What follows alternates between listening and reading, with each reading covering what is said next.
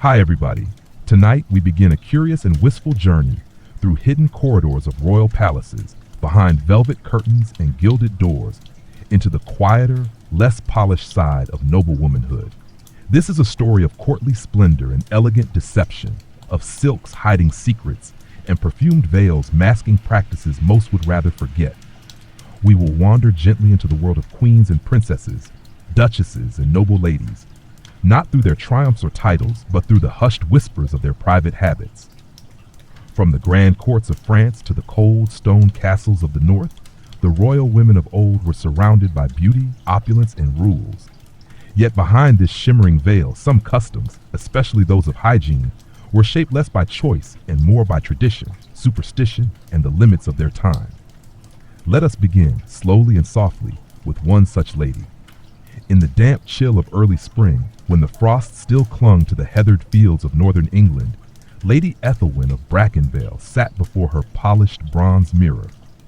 Her chamber was quiet, save for the distant rustle of wind in the castle's high turrets and the occasional crackle of a tired hearth fire.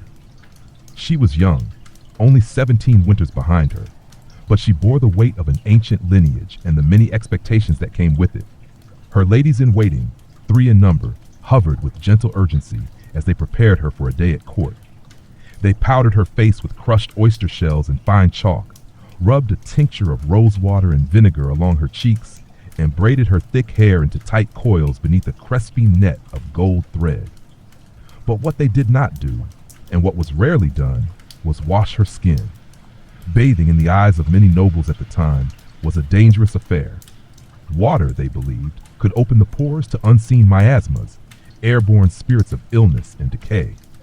Thus, rather than soap and steam, Lady Ethelwyn's cleansing ritual relied on linen cloths, scented oils, and layers upon layers of powdered herbs. Today, her maid Annis prepared a cloth soaked in camphor and lavender oil, dabbing it gently along her mistress's arms and neck, careful not to rub too hard, lest it remove too much of the chalky complexion they had so carefully applied. Too much exposure, the apothecary once warned, and the soul may escape the skin. There was a stillness to these mornings, both sacred and strangely clinical. Every scent was curated, every mark and blemish gently obscured.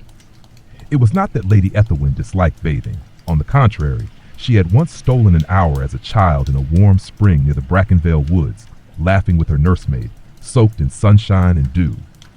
But since entering courtly life, such indulgences had vanished. As she made her way down the winding staircases of Brackenvale Keep, she caught the faintest whiff of something she could not place, sweet and yet cloying. Perhaps it was the sachet of orris root hidden in her gown's bodice, or perhaps the lavender rushes scattered on the floors. Perfume was not merely for delight, it was armor. The court, after all, was a place where scents bore messages, favor, disdain, allure, and even judgment. The great hall was already filling with guests. Lady Ethelwyn took her place near the hearth, where the bishop's wife was engaged in soft gossip with the Countess of Windermere. Both women wore similar masks of powder and rouge, though the bishop's wife bore signs of discomfort. She scratched at her neck beneath the velvet collar of her gown. A rash, perhaps, or the beginnings of lice, a problem so common among nobles that most wore herbal-filled pouches around their necks to deter the creatures. Ethelwyn listened quietly. She was taught to speak only when spoken to, and to always smile, never too widely. A lady must be as serene as the moon, her mother used to say. Yet beneath her stillness, her mind wandered, wondering what it would be like to truly cleanse oneself, to feel water rush over skin and carry away the layers of courtly disguise. When the midday meal was served, the aromas of roasted game and spiced wine filled the hall. Fingers greasy with fat were wiped not with napkins, but on the hems of gowns, or at best, a shared cloth. Lady Ethelwyn delicately picked at her portion, careful not to sully her sleeves. She had learned early that food stains were harder to mask than words.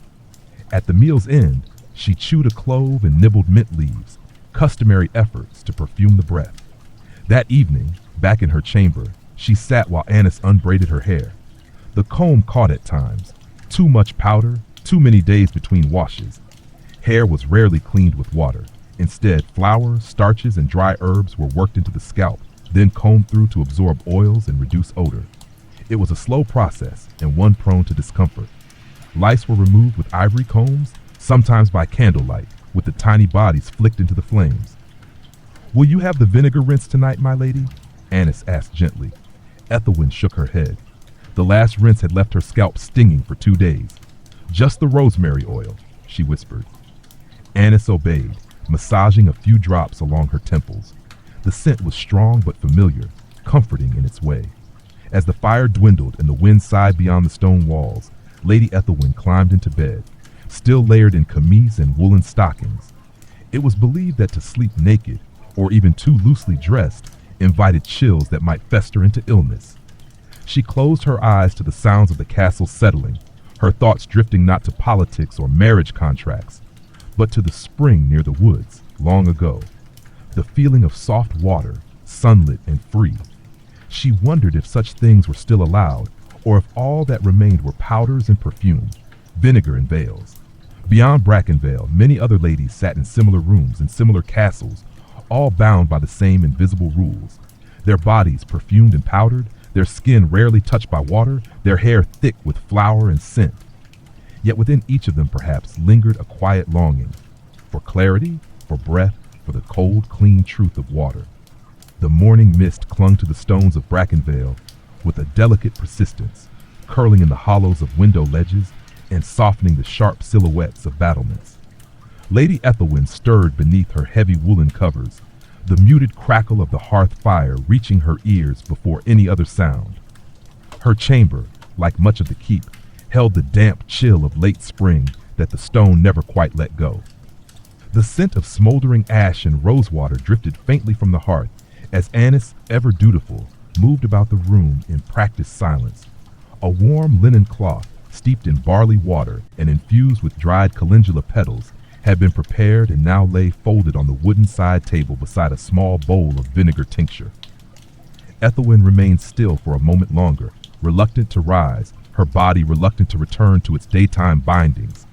Beneath the camise and quilted overshift, her skin prickled with the memory of yesterday's powders, scented oils, and the stiffness of ceremonial layers. Today was no ordinary day. The bishop and his household would arrive before noon, and the chapel would be full of incense, song, and solemn eyes. Preparations had already begun the night before. Silver polished, altar cloths beaten of dust, and fresh rushes spread upon the chapel floor, though fresh was a term generously applied. In truth, they were last season's lavender rushes dried by the fire and re-scented with clove and orris. Annis approached the bed and paused. "Shall I begin, my lady?" Ethelwyn nodded, her voice still held in sleep. The linens were pulled back, and the chill of the air met her skin like a quiet reprimand. Annis guided her to the chair by the hearth, where a padded stool waited. The cleansing began in earnest, carefully, section by section. There was no basin, no water poured in abundance, just the cloth, the vinegar, and the ritual dabbing of pulse points, the wrists, behind the ears, the collarbones, and the backs of the knees. A fine powder of dried sage was applied beneath the arms and across the chest, held in a small muslin bag tied with string. It was not meant to clean. It was meant to prepare. Ethelwyn sat with eyes half closed as her hair was unbraided and brushed. The comb passed through slowly, snagging at the stiffened roots where oil and flour had begun to cling too thickly. A tin of rose oil, long since opened and nearing sourness, was warmed by the fire and worked gently into the strands. Her scalp tingled, not unpleasantly, but in a way that made her aware of how long it had been since she truly washed. Bathing was not forbidden, but it was feared. It was believed that water, especially warm water, opened the pores and left the body vulnerable to unseen dangers. Illness, they said, could drift in through the skin if the flesh were too exposed, too softened. For noble women, water was something to be touched with caution, applied with cloths, scented and rationed. Once her hair was dressed in coils and netting, the wimple tied beneath her chin, and the final sachets of lavender and crushed rosemary tucked discreetly into the folds of her gown, Ethelwyn was ready to descend. The chapel loomed in the center courtyard, its stone gray with age and flecked with moss. Inside, the scent of incense hung thick in the air, mingling with the sweet decay of old rushes and candle smoke. She took her place beside her mother, the Lady of Brackenvale, and folded her hands atop her lap, feeling the faint grit of powder still clinging to her knuckles. The bishop entered with solemn ceremony, robed in crimson and carrying a silver-tipped staff. He moved with the deliberate grace of one used to being watched, his eyes resting briefly on each face. When he turned toward the gathered women, his voice softened into the tones of holy counsel. He spoke of purity, not merely of the soul, but of appearance. Let the vessel reflect the holiness it carries, he intoned, but beware the vanity that rots the vessel from within. It was a familiar refrain, one often recited to noble daughters. Powder was acceptable, as long as it did not draw attention. Scents were appropriate, so long as they were modest. Beauty must be practiced, but never claimed. After the sermon, the bishop passed among the women, offering blessings with hands faintly stained by oil. When he reached Ethelwyn, he laid his palm gently upon her veil. His fingers were cool, slightly damp, and bore the unmistakable scent of sweet myrrh. She closed her eyes and let the moment pass through her, not as comfort, but as obligation. The rest of the day passed in subdued celebration. A midday meal was served in the great hall, roast pheasant with plum sauce, barley cakes soaked in honeyed cream. Ethelwyn ate sparingly. The tight fit of her bodice, the powder on her chest, and the lingering scent of vinegar made appetite a secondary concern. Around her, other ladies dabbed their mouths with linen squares and drank spiced wine to sweeten their breath. No one truly tasted the food. By evening, her skin itched beneath her gown. The rushes in the chapel had been dry, but dust and mold had found their way into every crevice. Back in her chambers, Annis helped her undress layer by layer, each removal loosening the stiffness around her ribs and shoulders. "Shall I press rose oil to the neck again?" Annis asked. Ethelwyn shook her head. "No oil tonight, only a cloth." A cloth was warmed, dampened, and passed gently across her shoulders. It removed some of the surface powder, but not the deeper discomfort. Ethelwyn took the cloth in her own hand and pressed it against the small of her back, where a faint heat had begun to gather. She said nothing, not of the itch nor the ache. Such things were a part of courtly life, part of being seen and unseen in equal measure. And when she lay down to sleep, swaddled in linen and wool, the last thing she thought of was water, not the vinegar cloths or barley rinses, but true water, cool and clear. She imagined a stream, shallow and sunlit, winding through the woods beyond Brackenvale, the scent of wet stone and moss, the feeling of silk sleeves discarded on the riverbank, and her own hands, bare and unpowdered, dipping into the current. The days that followed the bishop's visitation moved slowly, softened by quiet rituals and long stretches of silken stillness. In the private corners of the keep, life resumed its usual patterns, measured and veiled, like the steps of dancers trained not to stir dust. But for Lady Ethelwyn, the rhythm of these days carried an undercurrent she could not quite name, like a thread tugging at the hem of her consciousness. She rose each morning with the pale light filtering through the window slits, already dressed in the scent of yesterday's lavender sachets and the faintest cling of chalk and oil. Her limbs were increasingly restless beneath the weight of fabrics that were never fully clean, never quite breathable. And though she bore her routines with grace, each step seemed now laced with subtle discomfort. It was the fourth morning after the sermon when Ethelwyn first noticed a spot beneath her left collarbone, small, red, and faintly irritated, just where the powder settled thickest. Annis noticed it too, though she said nothing aloud. She merely dabbed it gently with a cloth soaked in vinegar and thyme, then applied a small square of gauze, tied in place with a ribbon of linen. It was the quiet care of a woman who had seen such things before. The irritation was not unusual. Across the keep, many noble women bore marks of their station, skin rubbed raw beneath corsets, faint sores at the edge of jawlines from years of layered cosmetics, rashes born of too many scented oils layered over sweat that never washed away. But these were not spoken of in the presence of others. A lady must be whole in appearance, even if frayed beneath. That evening, Ethelwyn was summoned to the solar by her mother, the Lady of Brackenvale. It was not a place for scolding, but for conversation cloaked in civility, where expectations were woven gently, like embroidery upon a veil. "You are approaching your 19th year," her mother began, her voice soft but steady, and the houses of Hallworth and Mernwick have made quiet inquiries. It is time to think beyond the walls of this keep. Ethelwyn bowed her head. Her stomach tightened. Her mother continued, "You must maintain yourself with greater attention." The bishop noticed the dryness of your hands. Ethelwyn looked down at her fingers. They were indeed rough along the knuckles, a result of too much rose flour, too little true washing, and the constant friction of gloves and thread. She had not thought it visible. "I have sent for something," her mother said, gesturing to a wrapped parcel upon the table. "A salve of almond and beeswax. It comes from a reputable woman in the South. Use it each night, and be certain Annis is more diligent with the powders." Ethelwyn nodded, accepting the parcel with the grace expected of her, though something within her resisted. Not the gift, but the premise, that she must hide her skin's discomfort beneath more layers, more scents, more rituals. That the vessel mattered only so far as it pleased. Back in her chamber, she opened the parcel slowly. The salve was thick and pale, smelling of sweet oil and honey. She touched a small amount to her palm and rubbed it in. It softened the skin at once, but left a residue that made her hand feel foreign, slippery. She thought of the bishop's fingers, sticky with anointing oil, of her own body, swathed in layer after layer of correction. And then, quite suddenly, she remembered the stream in the woods. It had been years ago.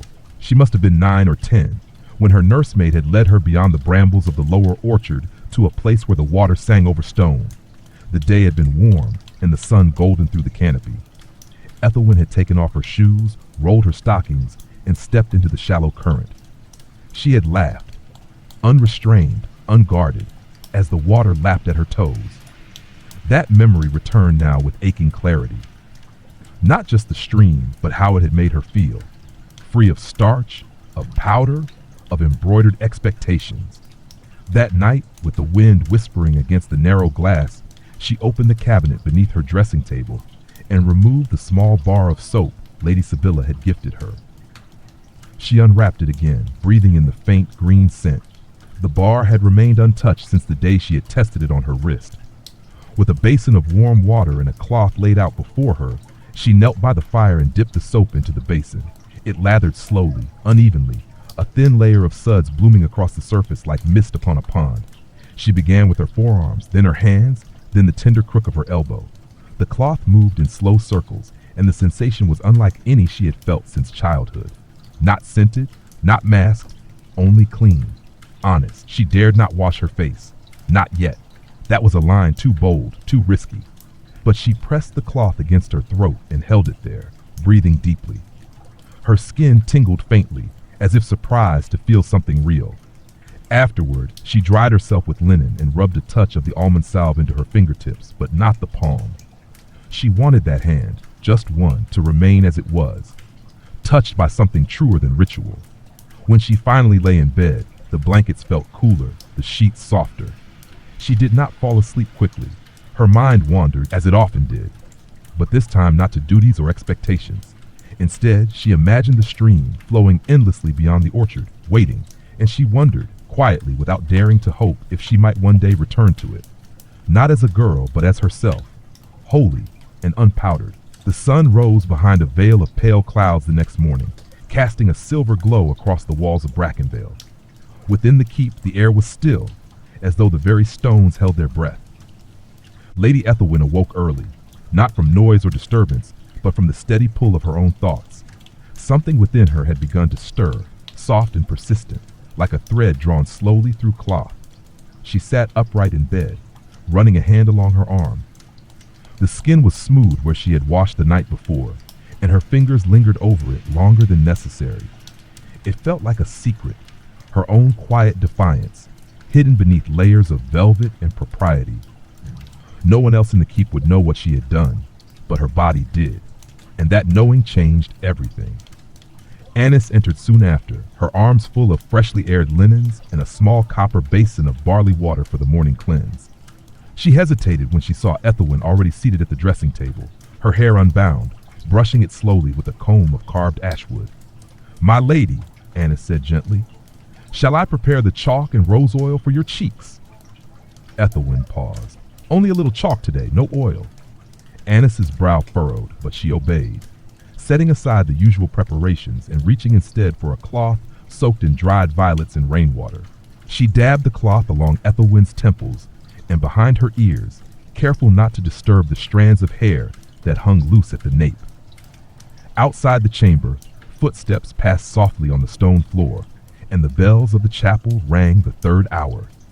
Today, a courier was expected from the court of Mernwick, bearing letters and tokens from the southern nobles.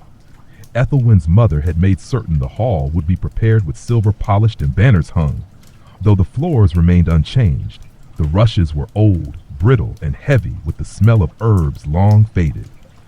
As Ethelwyn descended the stairs with her mother and a cluster of attending ladies, she could already hear the hush that preceded important arrivals. A quiet tension lived in the air of the great hall, woven between whispered greetings and the scent of warming wine. Ethelwyn took her place beside the fireplace, her posture precise, her hands folded lightly in her lap. Around her, the other ladies adjusted veils, pressed fingers to their necks, and reapplied the faint powder that dulled the shine of the skin. The courier arrived by mid-morning, tall and narrow-shouldered, cloaked in the blue of Mernwick and mud spattered from the road. He bowed low and presented a scroll with a wax seal pressed deep into the parchment. Lord Bracken took the letter and read it with a practiced neutrality, but the air in the room shifted almost imperceptibly. There was talk of alliances, a mention of Ethelwyn by name. She did not flinch. She had been prepared for such moments all her life, taught to show nothing but serenity, and yet her stomach coiled, not in fear, but in weariness. The weight of being presented, of being observed and assessed like fine silver or imported silk, was heavier than the veil on her shoulders. After the courier was dismissed and the hall emptied of its ceremonial stiffness, Ethelwyn returned to her chamber. She dismissed Annis for a time and closed the door behind her, leaning against the thick oak with a slow exhale. She walked to the basin again. The soap was still hidden behind a folded cloth and a carved box of hairpins. She retrieved it carefully and unwrapped it like a relic, setting it beside the warm water she had drawn earlier from the kettle near the hearth. This time she washed her neck and shoulders. She moved the cloth in slow, rhythmic circles, watching the water cloud with each pass. The act felt both daring and sacred, a kind of quiet reclaiming. No one had taught her to do this. There were no rules, no rituals, no obligations in it, only instinct. Afterward, she dried herself with a soft linen and sat by the window, letting the spring air brush against her damp skin. It was cool and carried the scent of thawing fields and distant wood smoke. For the first time in many days, she did not feel bound. Later, as dusk crept along the stone walls and servants lit the sconces one by one, Ethelwyn rejoined her mother for the evening meal. The hall was quieter than before, the noble family seated in closer conversation. Her father spoke in low tones about Mernwick and the possibilities of summer travel. Her mother nodded in agreement, her hands folded over her goblet. "I've sent word to the dressmaker," she said without turning. "You'll need a traveling cloak fit for southern air. The one from last winter will not do." Ethelwyn said nothing. She reached for her cup and took a slow sip of watered wine, tasting more of the wood in the cup than the drink itself. That night, in the soft light of the single candle left burning on her table, she unbraided her hair and ran her fingers along her neck. The skin was smooth. The faint irritation that had lingered for days had faded almost entirely. She thought again of the stream in the woods and of her childhood nursemaid who had once said, "Clean water listens, where perfume only speaks." She did not know what the weeks ahead would bring, what names would be paired with hers, what paths laid out in letters sealed with wax. But she knew this. Her body had begun to speak to her, and in the smallest of ways she was beginning to listen. The first true rain of spring arrived the next morning, carried on the sighing breath of a southern wind. It fell steadily over Brackenvale, washing the courtyard stones in a thin silver sheen and drawing the scent of damp earth through every crack in the old stone walls. Servants moved more quietly on such days, their footsteps muffled by wet rushes and the heavy quiet that settled across the keep like a woolen shawl. Lady Ethelwyn stood at her window, her palm pressed lightly to the cool glass. The view was partially obscured by the iron lattice, but beyond it she could just make out the blur of the orchard trees swaying in the mist. She watched the rain with a stillness that felt less like contemplation and more like memory. The kind of memory not summoned, but arrived upon, slow and soft, like the water that now slid down the outside of the stone. Behind her, Annis worked without speaking, laying out the day's garments on the bench near the hearth. There would be no grand appearances this morning, no couriers or formal suppers. Rain softened the schedules of the noble household. It gave space for silence. Ethelwyn turned at last, her eyes drawn to the copper basin still warm from the fire.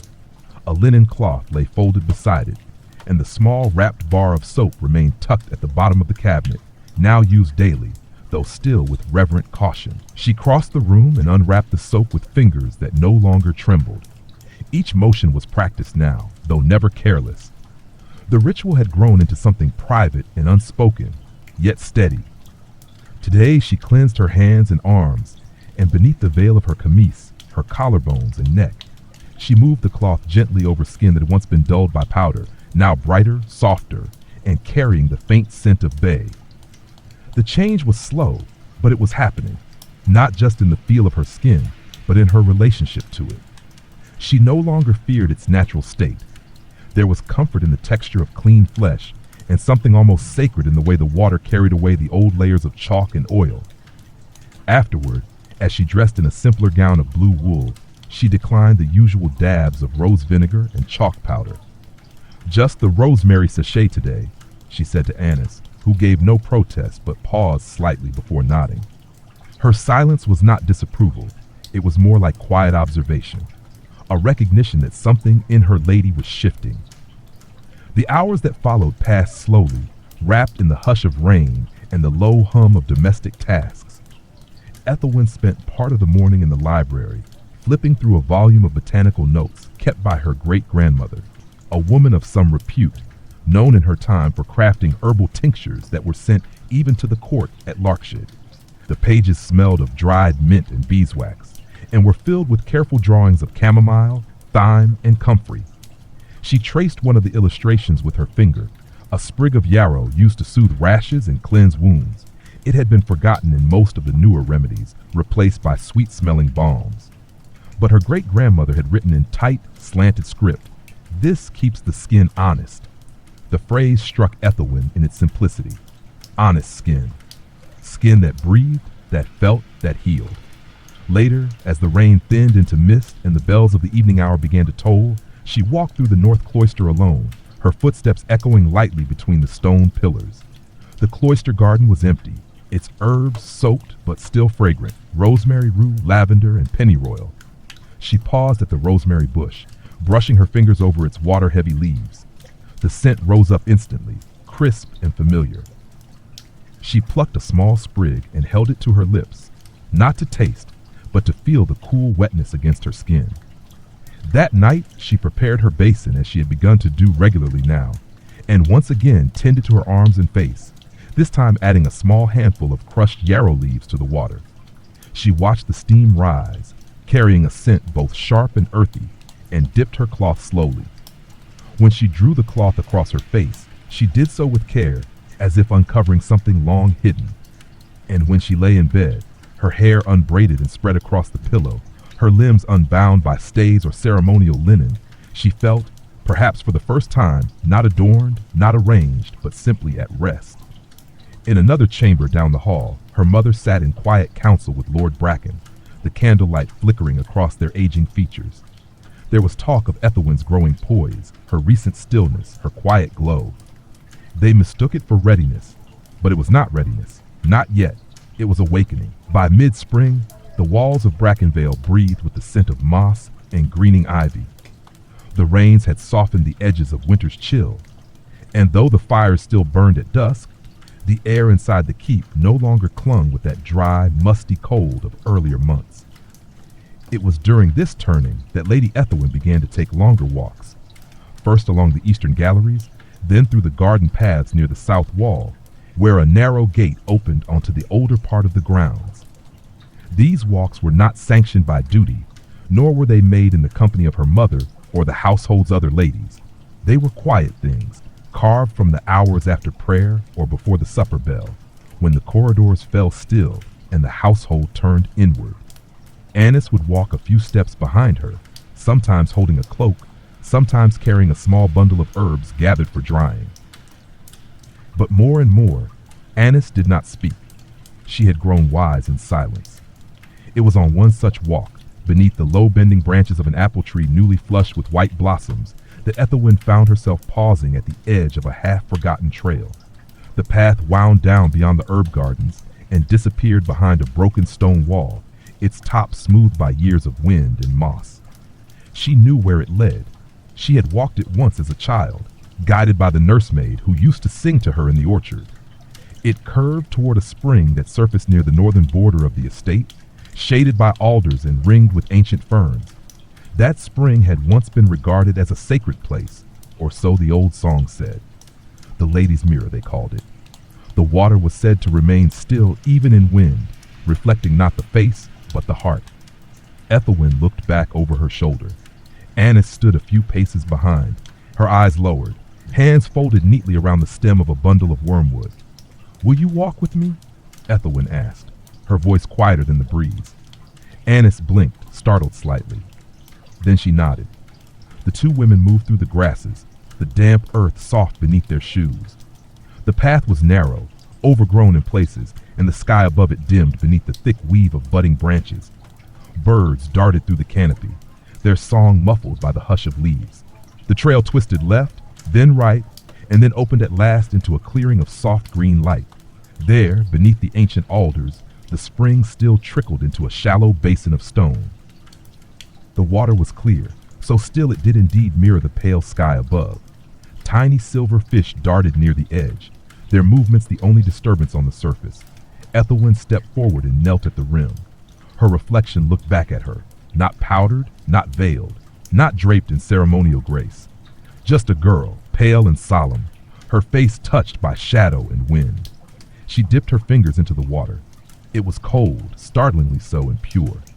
The chill crept up her arm as she cupped it in her hands, raising the water to her cheeks, letting it fall with slow, gentle motion down her skin. There was no cloth, no scented oil, no ritual, only water. Behind her, Annis remained quiet, though her gaze softened. She had always known her lady to be kind, dutiful, reserved. But now she saw something else in her, an inwardness not born of sorrow, but of seeking. "I used to think this place was magic," Ethelwyn said softly. "As a child, I thought if I looked long enough, the water would speak." Annis stepped forward and crouched beside her. "Maybe it does," she said, "just not in words."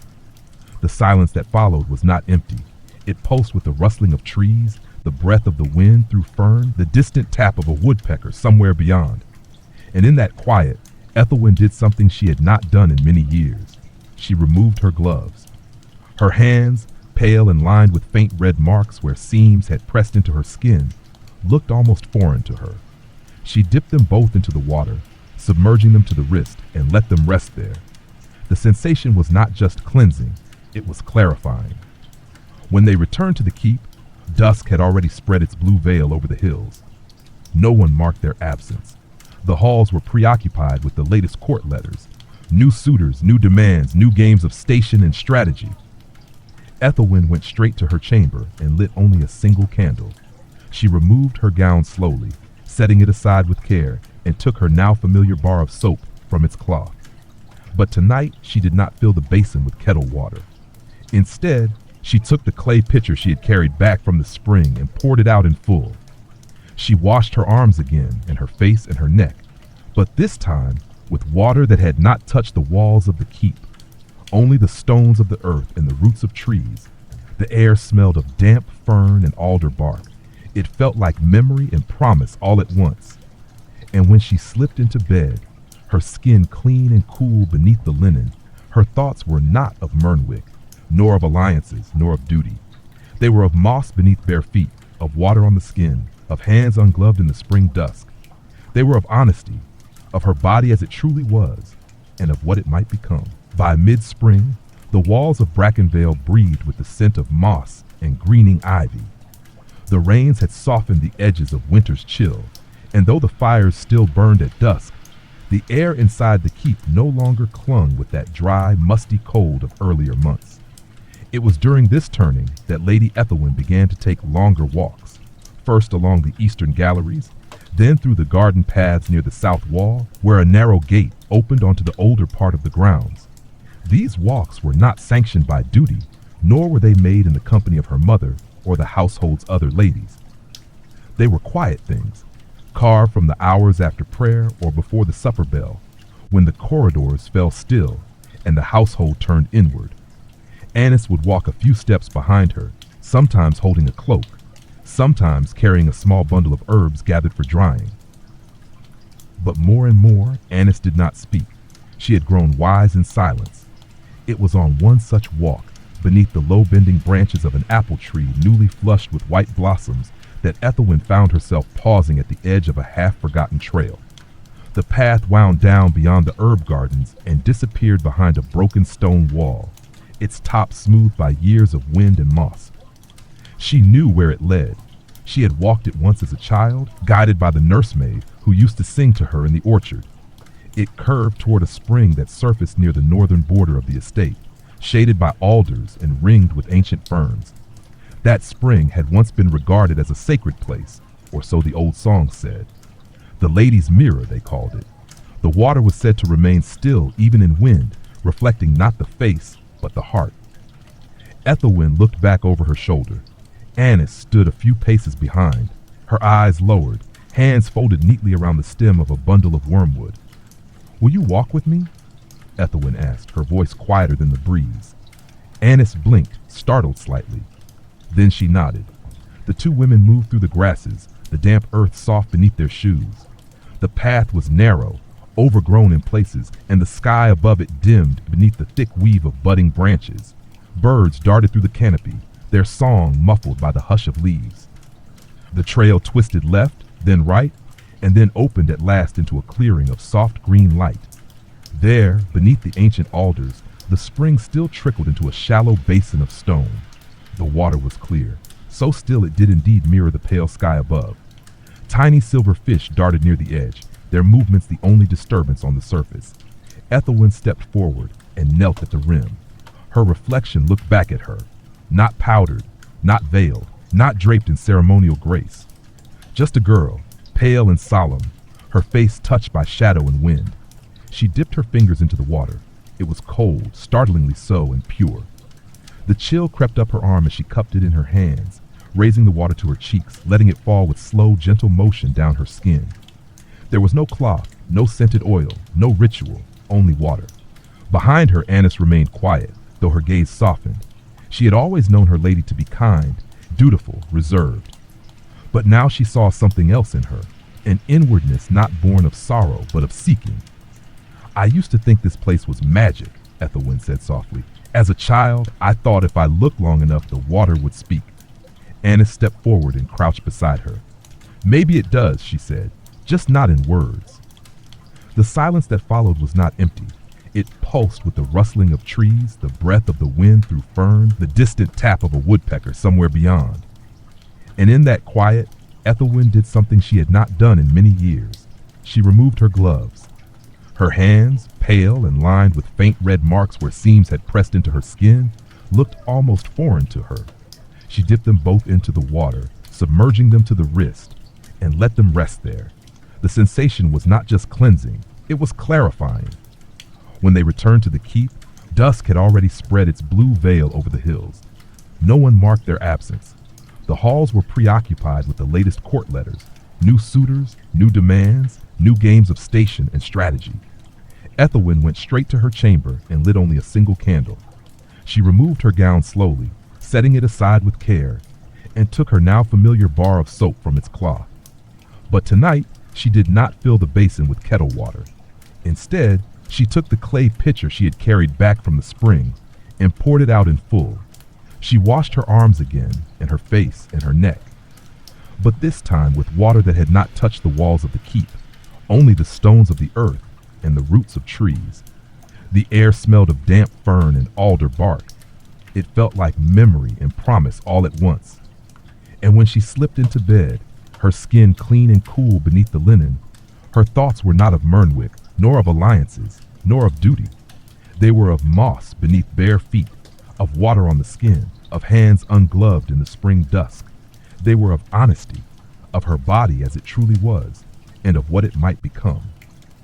Morning light filtered through the narrow windows like pale gold, softening the angles of Lady Ethelwyn's chamber and casting long, quiet shadows upon the walls.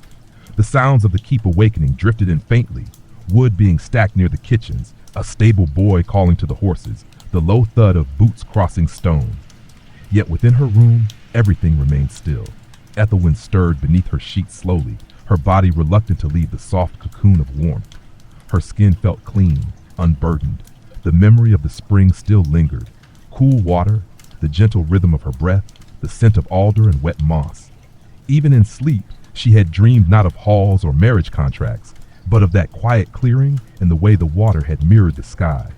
She sat up, brushing her hair over her shoulder, and for a long moment simply listened. The birds outside sang faintly. Wind crept through the shutters. Somewhere below, the faint echo of laughter, perhaps from the kitchen girls, floated upward. It was a rare kind of morning, unhurried and gentle. Annis arrived shortly after, knocking once before entering. She carried no basin today, only a folded gown of soft green wool and a small bundle of crushed lavender tied in cloth. "There's no event this morning," Annis said, her voice low. "Only sewing with the other ladies if you wish it." Ethelwyn nodded. "Thank you." She rose and began her routine, no longer out of obligation, but with something closer to care. She declined the usual powder and instead requested only a touch of rosemary oil for her wrists. Her hair she wore loosely braided, pinned at the nape, with no wimple or veil today. These small deviations would be noticed perhaps, but not questioned aloud. Not yet. By mid-morning, she sat with the other noblewomen in the sunroom that overlooked the east gardens. The room was long and narrow, with tall windows and a floor strewn with worn rugs and rushes. Embroidery frames were set out in a semicircle, and the soft click of needles filled the space with a rhythm that felt both ancient and delicate. Lady Sibylla was there, her laughter floating lightly across the room as she recounted a tale from her visit to Whitemarsh. Her voice, full of practiced mirth, did not mask the weariness beneath her eyes. She had begun to wear more perfume of late, and the scent, jasmine and amber, lingered long after she passed. Ethelwyn joined the circle, taking up her embroidery with gentle precision. She worked slowly, stitching a pattern of ivy leaves along the hem of a handkerchief. The motion was soothing. Around her, the other ladies gossiped in soft voices, exchanging murmurs about court fashion, noble rumors, and the latest salve said to whiten the skin or tighten the jawline. "Have you tried the boiled eggshell mask?" one of them asked the room. "Lady Rowan swears by it, mixed with cream and goat's milk. Her skin's like porcelain now." "She also hasn't left her bedchamber in 2 weeks," another added, and a ripple of stifled amusement passed through the group. Ethelwyn said nothing. She listened, her stitches precise, her thoughts distant. She wondered how many of these women itched beneath their layers, how many bore rashes or sores they would never admit aloud. How many quietly longed for water, for clean air, for touch that was not ritual. The conversation turned, as it often did, to the matter of suitors.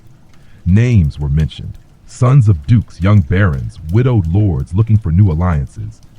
When Ethelwyn's name was raised in connection with the second son of Mernwick's High Chancellor, she did not flinch.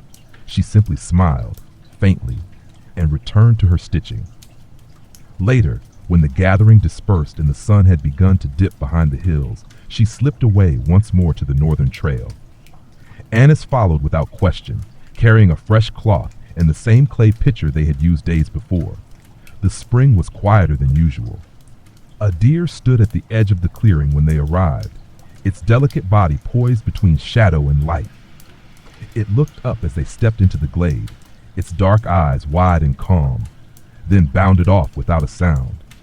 Ethelwyn knelt again beside the stone basin, dipping her hands into the water, letting it run over her wrists and up her forearms.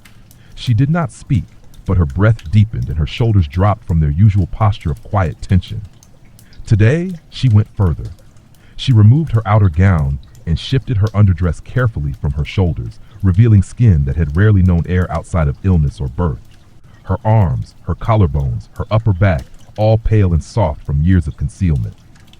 With Annis standing discreetly to the side, she soaked the cloth in the spring water and pressed it gently to her chest, her stomach, her sides. The sensation was overwhelming, not in its temperature, but in its honesty.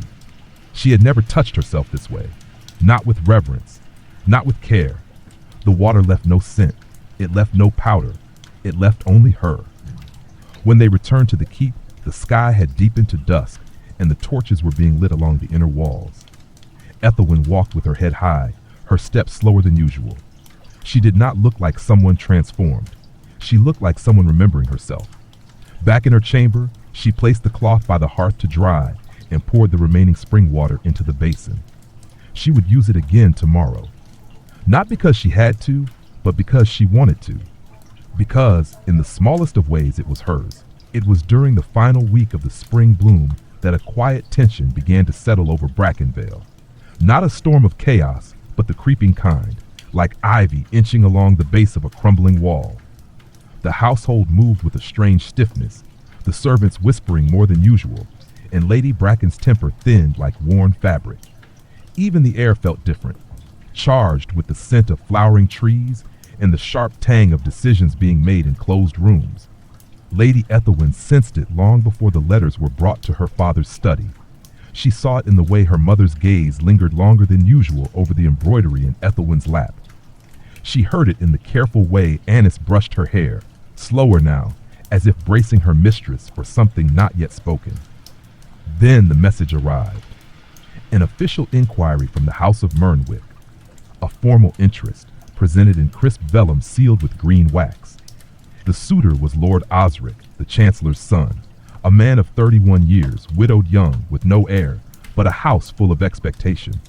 Ethelwyn read the words herself, though her mother had tried to spare her. The script was neat, impersonal, and heavy with courtesy. It spoke of lineage, of suitable ages, of compatible fortunes, of a possible summer visit, of discussions that might follow. She said nothing. She handed the letter back, her face calm, her hands steady. Her mother watched her with narrowed eyes. "You will do well there," she said, a bit too quickly. "It is a respected house, clean, proper, and they've land with their own chapel."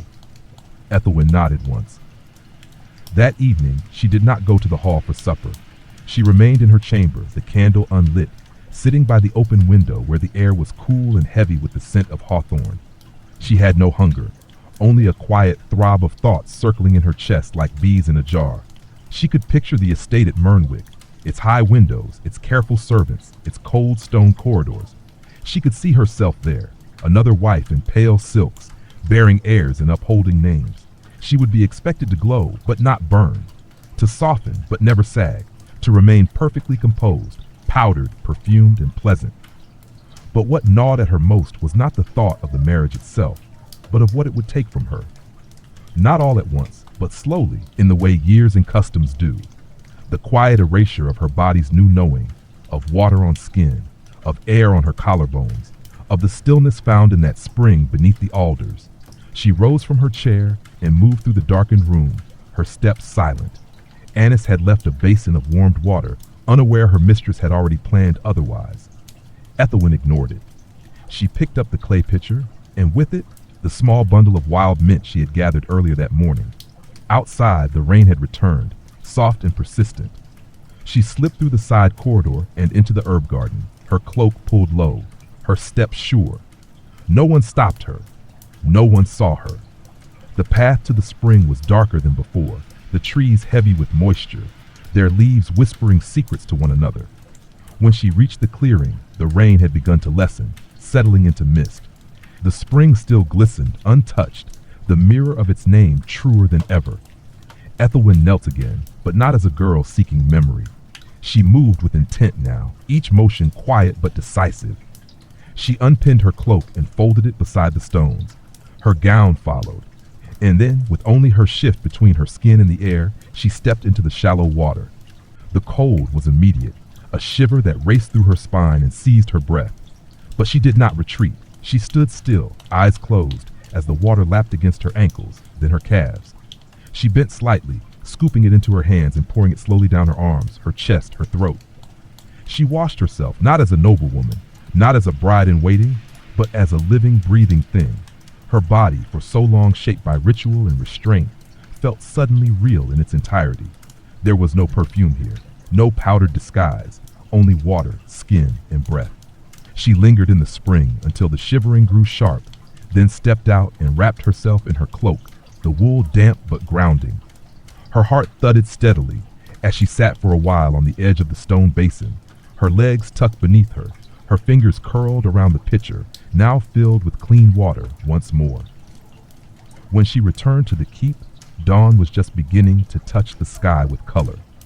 She moved through the halls unnoticed, the early silence her accomplice. Back in her chamber, she dried herself by the fire and dressed in fresh linen. She rubbed a sprig of mint between her palms and touched it to her temples, the scent brisk and earthy. Annis entered as the bell tolled for first prayers. She paused when she saw her mistress already prepared, her hair damp but brushed, her skin unpainted and pale. "My lady," she said softly, "you've risen early." Ethelwyn met her eyes. "I have," she replied. "There is much to be done." And for the first time, she meant something entirely different than what the words usually held. The days that followed passed with the slow deliberateness of a pendulum, measured by bells and footsteps and the rustle of parchment in closed rooms. Ethelwyn moved through Brackenvale like a woman in a dream, woven tightly from silence and observation. She did not resist what was unfolding. She simply watched it happen around her. There were meetings between her father and the steward, letters sent and received with wax still warm, whispered mentions of dowry adjustments, travel preparations, the possibility of a midsummer visit from Lord Osric himself. Ethelwyn's mother was radiant with the quiet triumph of a plan nearing completion, her eyes always calculating, her hands always moving, embroidering, folding, arranging. Ethelwyn, meanwhile, kept her quiet habits. She did not refuse the gowns brought to her, nor the conversation she was expected to partake in, but she chose her words carefully. When asked her opinion on the weather, she spoke of the wind's softness. When asked about the household accounts, she remarked on the rhythm of the harvest. She answered what was asked and nothing more. But when left alone, she turned inward. Each evening, after the keep had quieted and the halls dimmed to candlelight, she returned to the spring. Not always in body. There were nights the rain came too hard or the gates too heavily watched, but always in thought. She carried the water in pitchers and in memory, tending to her skin as if it were a garden, as if the act of care were a kind of resistance. It was during this time that she noticed how her body was changing, not through growth or illness, but in texture, in tone, in honesty. Her skin no longer itched beneath the powder because she no longer wore it. Her hands, once roughened by chalk and perfume resin, now felt soft and firm, their scent more like rosemary and wind than anything purchased in White March. And slowly, wordlessly, something else shifted. Annis noticed it first, not in words but in posture. The way Ethelwyn stood taller, the way she refused the rose oil and asked instead for a basin of plain water warmed only by sunlight, the way she folded her gowns after undressing, as if placing something holy into storage. She said nothing of the spring, but she began to fold a second cloth. One night as they sat together brushing Ethelwyn's hair in the glow of the hearth, Annis paused. "I've seen the dressmaker's patterns," she said carefully. "They are preparing for travel, for you." Ethelwyn nodded, her eyes fixed on the fire. "There will be fine things," Annis continued. "Jewels, perfume, warm halls and musicians, servants of your own."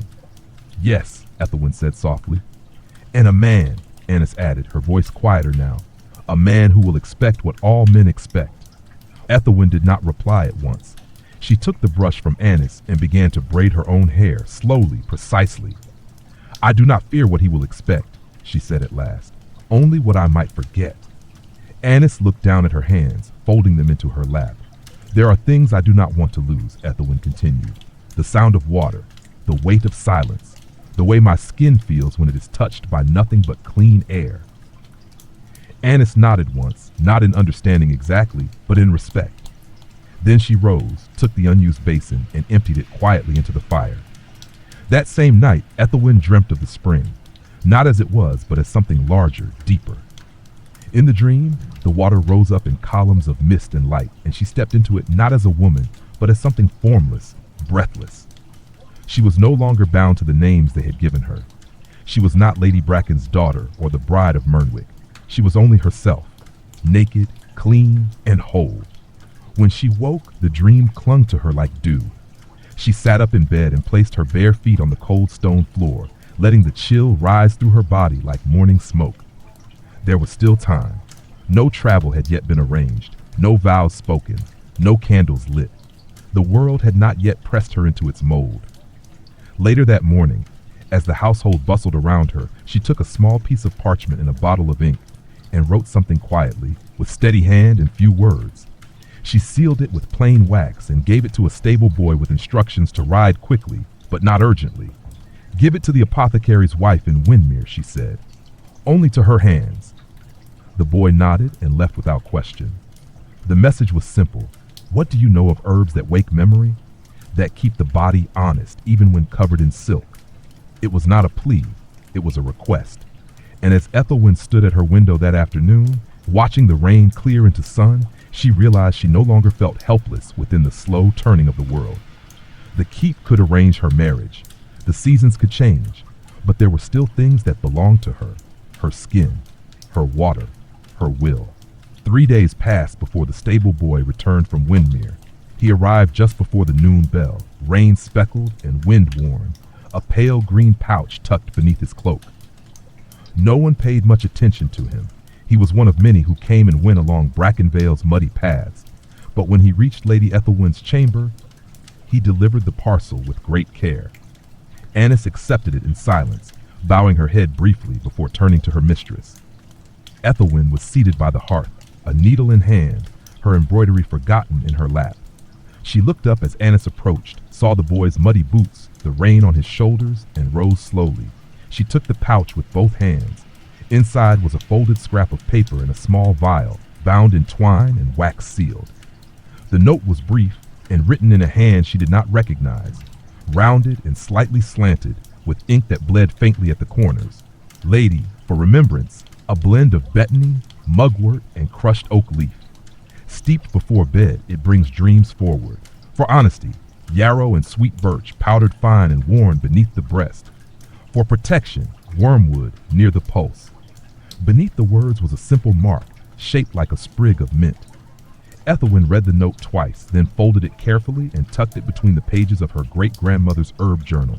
The vial she placed gently into the carved wooden box beside her basin, next to the bar of soap, the clean cloths, and the sachet of rosemary now grown faint from use. That evening, as the keep quieted beneath the hush of dusk, she prepared the first of the mixtures. She boiled water over the hearth, crushed the dried herbs with the flat of a spoon, and let them steep in a covered cup until the steam carried their sharp, woody scent into the corners of her chamber. She drank it slowly, alone, wrapped in her nightgown and a shawl of soft gray wool.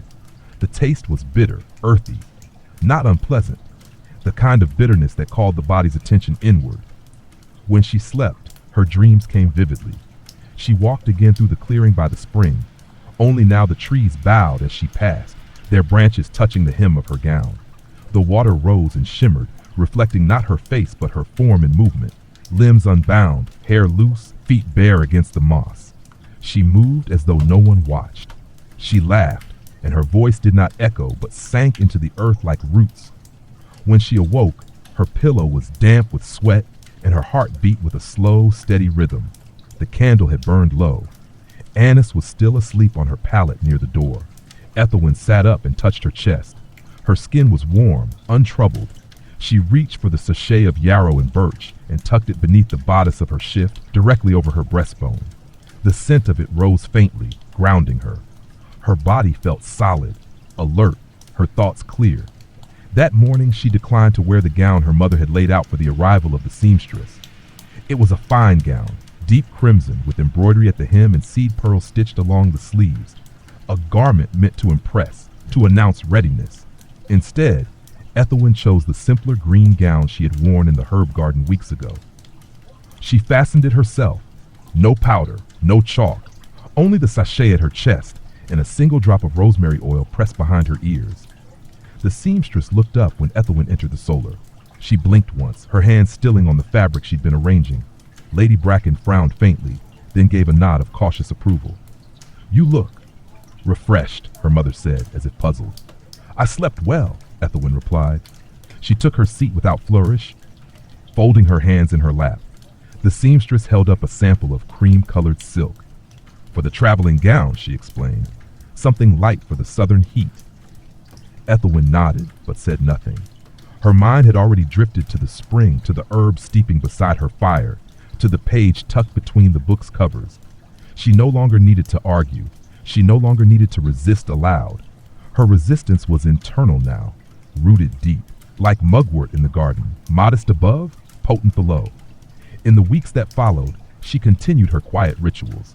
Each evening, she steeped the herbs and drank deeply. Her dreams remained vivid, sometimes joyful, sometimes strange. She began writing them in a small ledger, not as stories, but as memories. A leaf falling on her bare shoulder, a child's voice echoing through a forest, a reflection in the water that smiled before she did. She found herself humming again. Soft melodies, half remembered from childhood, lullabies her nursemaid used to sing. The notes helped her pass through the long silences of the keep, weaving moments of calm into the days that threatened to become too tightly wound. And all the while, preparations for her departure continued. Lord Osric's emissary had confirmed his visit. Rooms were being readied. A feast was planned. But Ethelwyn no longer felt like someone waiting to be chosen. She had already chosen. Something unspoken, something real. And every night as she stood at her basin, cloth in hand, water cooled just enough to touch her skin, she felt that choice anew. Quiet, steady, and wholly hers. The air in Brackenvale turned warmer as the days lengthened, the stones of the courtyard soaking in the sun's growing confidence. Violets bloomed along the edges of the garden paths, and bees made low music among the budding herbs. Yet within the keep, the atmosphere grew tighter, more composed. The arrival of Lord Osric loomed like a formal march, measured and inescapable. Chairs were reupholstered, banners re-dyed, wine barrels uncorked and sampled by the steward himself. The seamstresses moved through the halls with spools of silver thread and arms full of silk, and Lady Bracken, though not outwardly anxious, passed her hours in a near-constant state of correction, adjusting arrangements, overseeing menus, ensuring that everything appeared effortless. Through all this, Lady Ethelwyn watched and waited. She no longer feared the moment. She no longer imagined herself undone by it. She had grown quiet, but not docile, still, but not passive. Each evening she returned to her room and lit only one candle. She steeped the herbs from Windmere, bathed in water drawn with her own hands, and wrote in her ledger. Her dreams remained vivid, sometimes so intense that she woke with the sound of her own breath echoing in the hush of the stone walls. One dream in particular stayed with her. She stood on the edge of the spring, but this time she was not alone. Across the water stood a woman she recognized and yet did not know. She was dressed simply, her hair loose, her face calm. When she moved, the leaves turned toward her. She beckoned with a gesture, neither inviting nor commanding. Ethelwyn stepped forward, but before she could cross, the dream ended. That morning, Ethelwyn asked Annis for a fresh bundle of yarrow. Not dried, she said, but green, just cut. Annis hesitated. It will not keep. I only need it today. Annis returned shortly after with the herbs wrapped in a damp cloth. Ethelwyn tucked them into the fold of her bodice, the leaves cool against her chest, their scent sharper than dried stock, fresh, almost bitter, grounding. The courtyard buzzed with low voices as word spread that Lord Osric's procession had passed through the village at the southern border. By mid-afternoon, a watchman at the tower signaled their approach. Brackenvale stirred like a stage behind its curtain, every step and gesture rehearsed, every face prepared. Ethelwyn did not dress in the crimson gown selected for her weeks earlier. Instead, she wore a soft gown of slate blue, modest and plain. Her hair was not curled or powdered, but drawn back into a simple braid coiled at the base of her neck. She wore no jewelry, no veil, just the yarrow against her skin. When she stepped into the great hall, the murmur of voices quieted slightly, not from shock, but from a quiet recalibration. She was not what they had expected. Lord Osric entered moments later, surrounded by his retinue, men with polished boots, deep-set eyes, and the air of men used to being listened to. Osric himself was tall, broad-shouldered, with a face that had once been handsome but now bore the erosion of age and habit. His eyes met Ethelwyn's with careful interest. Not cold, not unkind, but searching. They exchanged words, measured, polite. Her father introduced her with pride. Her mother watched with a gaze that flickered between hope and scrutiny. A formal supper followed. The table groaned beneath platters of glazed fowl, stewed pears, and roast fish laid upon beds of rosemary. Musicians played soft lutes, and the hall filled with the smells of wine, wood smoke, and perfumed oils. Ethelwyn ate little. Her thoughts wandered between the present and the echo of her earlier dream. Osric spoke of his estate, his dogs, the weather in Mernwick. She answered kindly, evenly, but offered little beyond what was asked. At one point, he leaned slightly toward her. "You're quieter than I was led to believe," he said, his tone curious. "I speak when there is something to say," she replied, meeting his gaze evenly. He smiled, faintly. "That may serve you well in my house." She returned her attention to her wine, the yarrow at her breast reminding her with its sharp scent that silence could be strength. After the meal, she excused herself earlier than expected. Her mother's lips tightened, but no words were spoken. Annis followed her through the corridors, neither of them speaking until the chamber door was shut. Ethelwyn removed the yarrow and placed it on the windowsill. Its leaves had darkened slightly, curling at the edges. She stood by the window, looking out at the mist now rising from the orchard, and exhaled slowly. "He is not cruel," she said at last. Annis nodded. "But," Ethelwyn shook her head, "but he is a world already built, one I must enter, not one I may shape." Annis said nothing, but crossed the room to light the fire. The glow illuminated the soft curve of Ethelwyn's cheek, the calm in her posture, the storm just beneath it. That night, Ethelwyn did not drink her herbal tea. Instead, she wrote in her ledger, "I know now what it is to prepare not to be chosen, but to choose. Let them dress the halls. I will keep the spring. Let them bind the future. I will carry my own name, silent though it may be." She closed the book gently, pressed her forehead to the cool stone of the window's edge, and let the night fall around her like a veil made of nothing but wind. The next morning dawned softly, the sky tinted with the palest amber, as though the sun itself had taken care not to disturb the quiet that still lingered over Brackenvale. The heavy doors of the guest wing remained shut, and the corridors felt emptier than usual, though they were not. In truth, they teemed with the weight of watching, of anticipation disguised as routine. Lady Ethelwyn rose before the first bell. She bathed her face with cold spring water from the pitcher beside her bed, now a daily ritual, and dressed herself without assistance. Annis, though present, stayed near the fire, sensing the stillness in her mistress's movements and choosing silence over service. Ethelwyn selected a gown of soft gray, unadorned save for the faintest embroidery at the hem, and bound her hair into a simple knot at the crown of her head. She moved with care, with intention, each motion like the turning of a page. By the time the bell rang, calling the keep to life, she was already walking the outer path along the herb garden, a cloak draped over her shoulders and her hands hidden in its folds. Her feet knew the route well now, the way the stones dipped near the southern arch where the breeze shifted from warm to cool. She did not pause until she reached the half-wild hedgerow that marked the beginning of the path to the spring. And there, waiting as if summoned by thought alone, stood Annis. She held a basket filled with herbs, covered loosely with a cloth, and a small ceramic jar tucked beneath her arm. "I thought you might want to steep fresh today," she said softly. Ethelwyn smiled. It was not a bright smile, but one deep and knowing. Together they walked. The path was still damp from the evening dew, and the trees wore their morning stillness like a robe. The birds had not yet reached their midday frenzy. The air was filled with soft chirps and the rustling of unseen creatures in the underbrush. When they reached the spring, the water lay flat and quiet, its surface unbroken except for the occasional ripple where a leaf fell or a breeze stirred. Ethelwyn knelt beside it as she always did, and Annis unpacked the basket. There were sprigs of fresh betony, handfuls of marjoram, and a folded cloth infused with steep birch bark. The ceramic jar held crushed walnut leaves, dark, astringent, and grounding. As Ethelwyn began to wash, she said, "He is not what I feared, but he is not what I hoped either." Annis said nothing, only unwrapped the birch cloth and placed it beside the water. Ethelwyn continued, dipping the cloth into the spring and pressing it against the back of her neck. He sees in me a kind of serenity. He believes it means peace. But serenity is not surrender. I never thought you would surrender, Annis murmured. I did, Ethelwyn admitted, once. The wind stirred, lifting strands of her hair as she moved the cloth across her collarbones.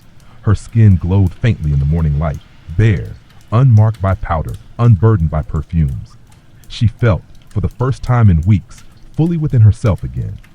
There is a part of me, she said, that wishes to go, to marry, to build something new and make it mine. And the other part, Annis asked. The other part wonders if in doing so, I must carve myself into shapes I no longer accept. They sat in silence for a long while, listening to the soft splash of water and the whisper of leaves above them. Eventually, Ethelwyn turned and took the crushed walnut from the jar, rubbing a bit of it between her palms. The scent was earthy, strong, slightly bitter. She lifted it to her face and inhaled deeply. It reminds me of the orchard in early summer, she said. Annis nodded. It's used for cleansing and for protection. I want to carry that scent with me, Ethelwyn whispered. Not to mask myself, but to remember. She stood and looked at the clearing, how the trees bent ever so slightly, how the water reflected not just light, but something deeper. The place held more than memory now. It held her resolve. When they returned to the keep, the sun was already higher and the air warmer.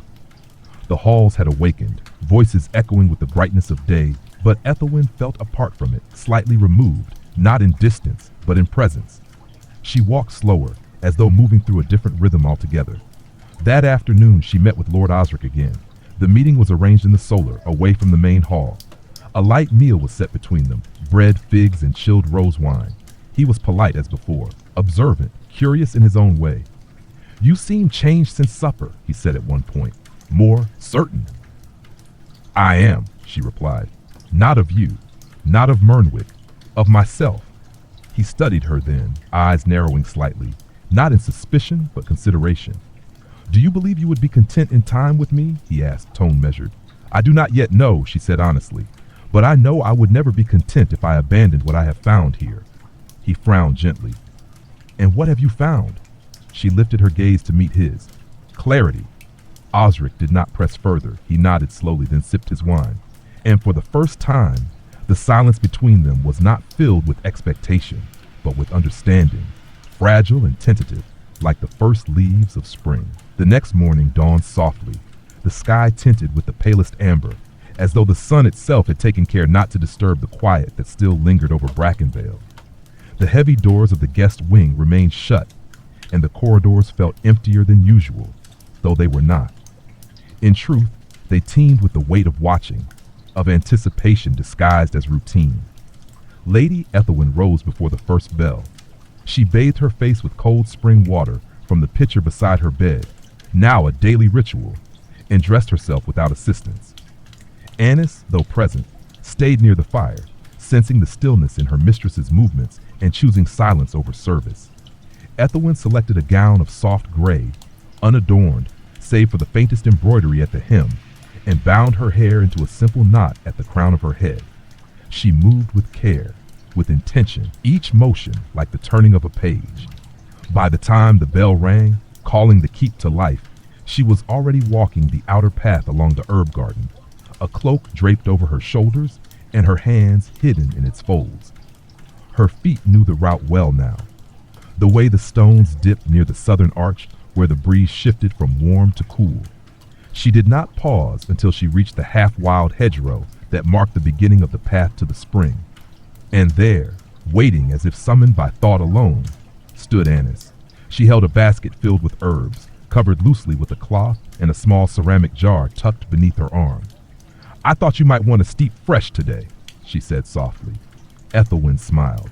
It was not a bright smile, but one deep and knowing. Together they walked. The path was still damp from the evening dew, and the trees wore their morning stillness like a robe. The birds had not yet reached their midday frenzy. The air was filled with soft chirps and the rustling of unseen creatures in the underbrush. When they reached the spring, the water lay flat and quiet, its surface unbroken except for the occasional ripple where a leaf fell or a breeze stirred. Ethelwyn knelt beside it as she always did, and Annis unpacked the basket. There were sprigs of fresh betony, handfuls of marjoram, and a folded cloth infused with steeped birch bark. The ceramic jar held crushed walnut leaves, dark, astringent, and grounding. As Ethelwyn began to wash, she said, "He is not what I feared, but he is not what I hoped either." Annis said nothing, only unwrapped the birch cloth and placed it beside the water. Ethelwyn continued, dipping the cloth into the spring and pressing it against the back of her neck. "He sees in me a kind of serenity. He believes it means peace. But serenity is not surrender." "I never thought you would surrender," Annis murmured. "I did," Ethelwyn admitted. "Once." The wind stirred, lifting strands of her hair as she moved the cloth across her collarbones. Her skin glowed faintly in the morning light, bare, unmarked by powder, unburdened by perfumes. She felt, for the first time in weeks, fully within herself again. "There is a part of me," she said, "that wishes to go, to marry, to build something new and make it mine." "And the other part?" Annis asked. "The other part wonders if in doing so, I must carve myself into shapes I no longer accept." They sat in silence for a long while, listening to the soft splash of water and the whisper of leaves above them. Eventually, Ethelwyn turned and took the crushed walnut from the jar, rubbing a bit of it between her palms. The scent was earthy, strong, slightly bitter. She lifted it to her face and inhaled deeply. "It reminds me of the orchard in early summer," she said. Annis nodded. "It's used for cleansing and for protection." "I want to carry that scent with me," Ethelwyn whispered. "Not to mask myself, but to remember." She stood and looked at the clearing, how the trees bent ever so slightly, how the water reflected not just light, but something deeper. The place held more than memory now. It held her resolve. When they returned to the keep, the sun was already higher and the air warmer. The halls had awakened, voices echoing with the brightness of day, but Ethelwyn felt apart from it, slightly removed, not in distance, but in presence. She walked slower, as though moving through a different rhythm altogether. That afternoon, she met with Lord Osric again. The meeting was arranged in the solar, away from the main hall. A light meal was set between them, bread, figs, and chilled rose wine. He was polite as before, observant, curious in his own way. "You seem changed since supper," he said at one point, more certain. "I am," she replied. "Not of you, not of Mernwick, of myself." He studied her then, eyes narrowing slightly, not in suspicion but consideration. "Do you believe you would be content in time with me?" he asked, tone measured. "I do not yet know," she said honestly. "But I know I would never be content if I abandoned what I have found here." He frowned gently. "And what have you found?" She lifted her gaze to meet his. "Clarity." Osric did not press further. He nodded slowly, then sipped his wine. And for the first time, the silence between them was not filled with expectation, but with understanding, fragile and tentative, like the first leaves of spring. The days following their conversation passed with a curious stillness, as though a decision had been made somewhere beyond words. Lord Osric remained at Brackenvale, as was expected, joining the household at meals, riding with the steward to inspect the outer lands, and offering gifts of polished civility to Lady Bracken. But his attention toward Ethelwyn grew less direct. There was no slight in it, no sudden withdrawal of interest, only a quiet recognition that she was not easily claimed. He spoke to her now as one might to an equal, not a bride-to-be. When they met in the hall or on the terrace, their words were unhurried, thoughtful. He began to ask questions that revealed more about himself. His childhood in Mernwick, the stone gardens his late wife once designed, the books he reread each winter when the snows came and time slowed to a crawl. Ethelwyn listened. She did not offer herself freely, but neither did she guard her thoughts as she once had. There was a comfort in being seen not as a prize, but as a person, one with edges and weight. But even as this tentative respect formed between them, her heart remained elsewhere. In the hours left untouched by duty, she returned to her rituals.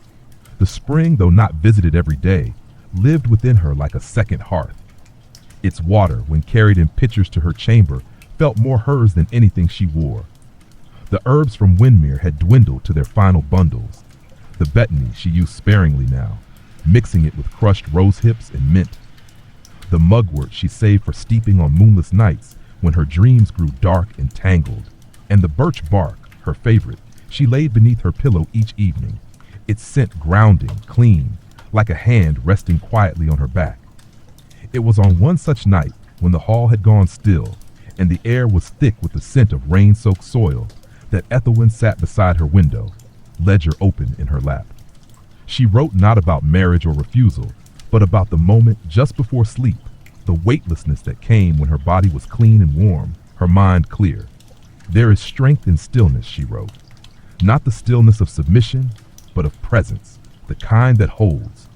The next morning, as the castle bustled with preparations for a farewell feast in Osric's honor, Ethelwyn made her way to the eastern garden, where the sunlight broke through the vines in dappled light. She walked alone, her slippers brushing the dew-laced grass, her cloak unfastened at the neck.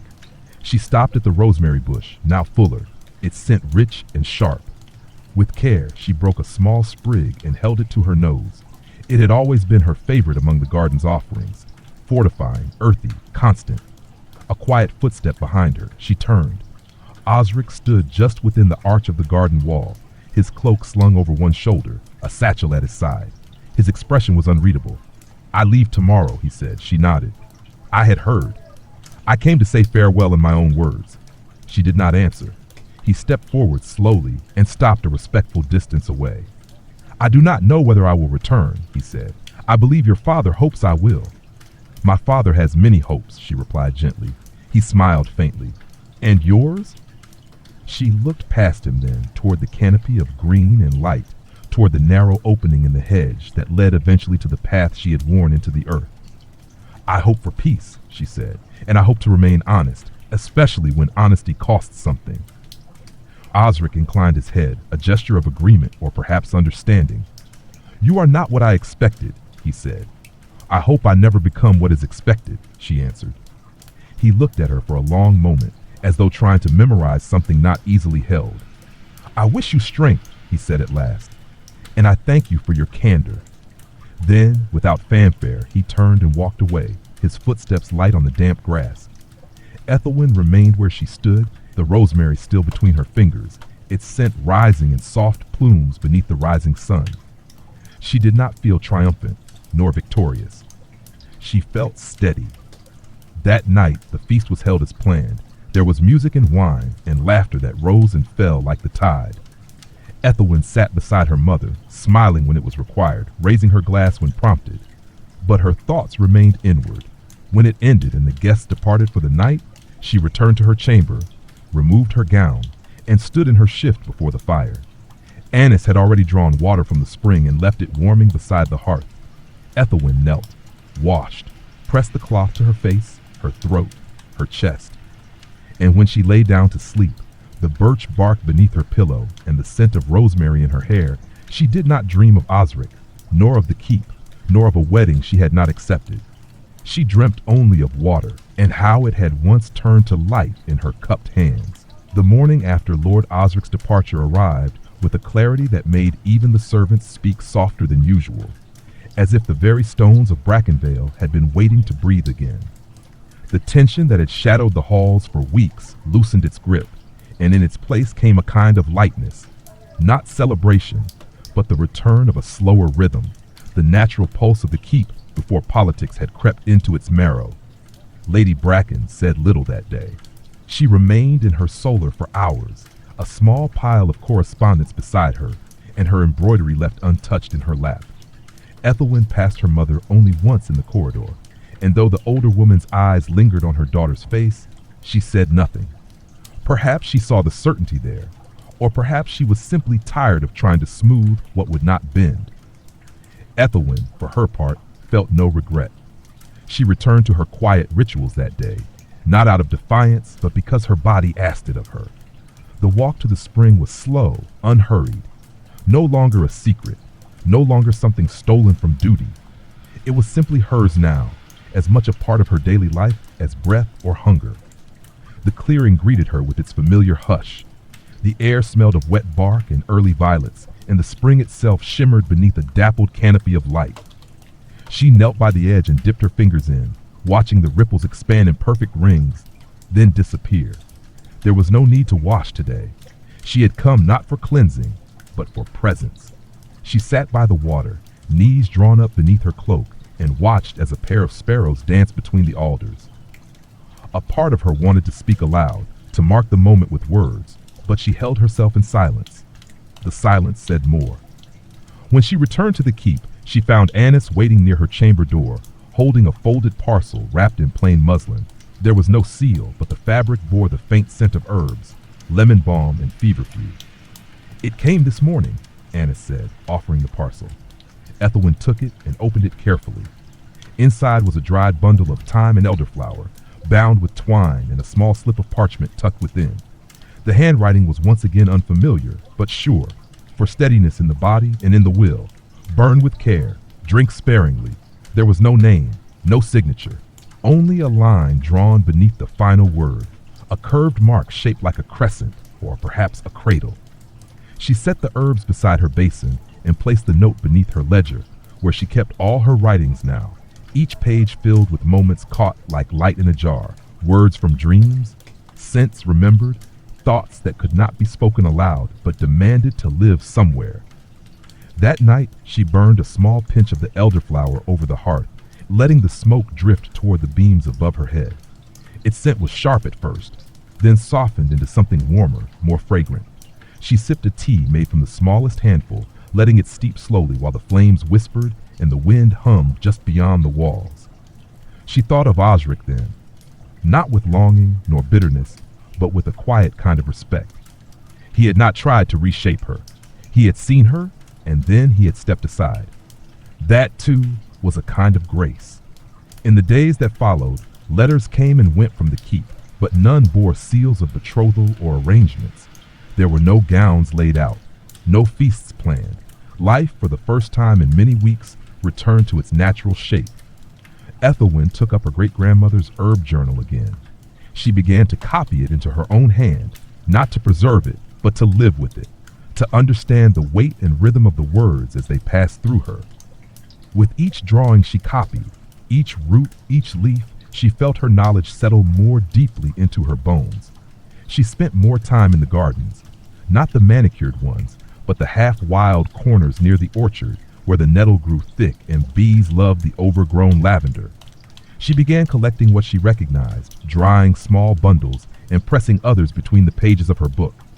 She was no healer, but she was learning what it meant to tend something, not for beauty, not for praise, but for knowing. One afternoon, she found a cluster of violets blooming at the edge of the lower path. She knelt to pick a few, careful not to take too many, and placed them in a small linen pouch she had sewn herself. Their scent was faint but pure.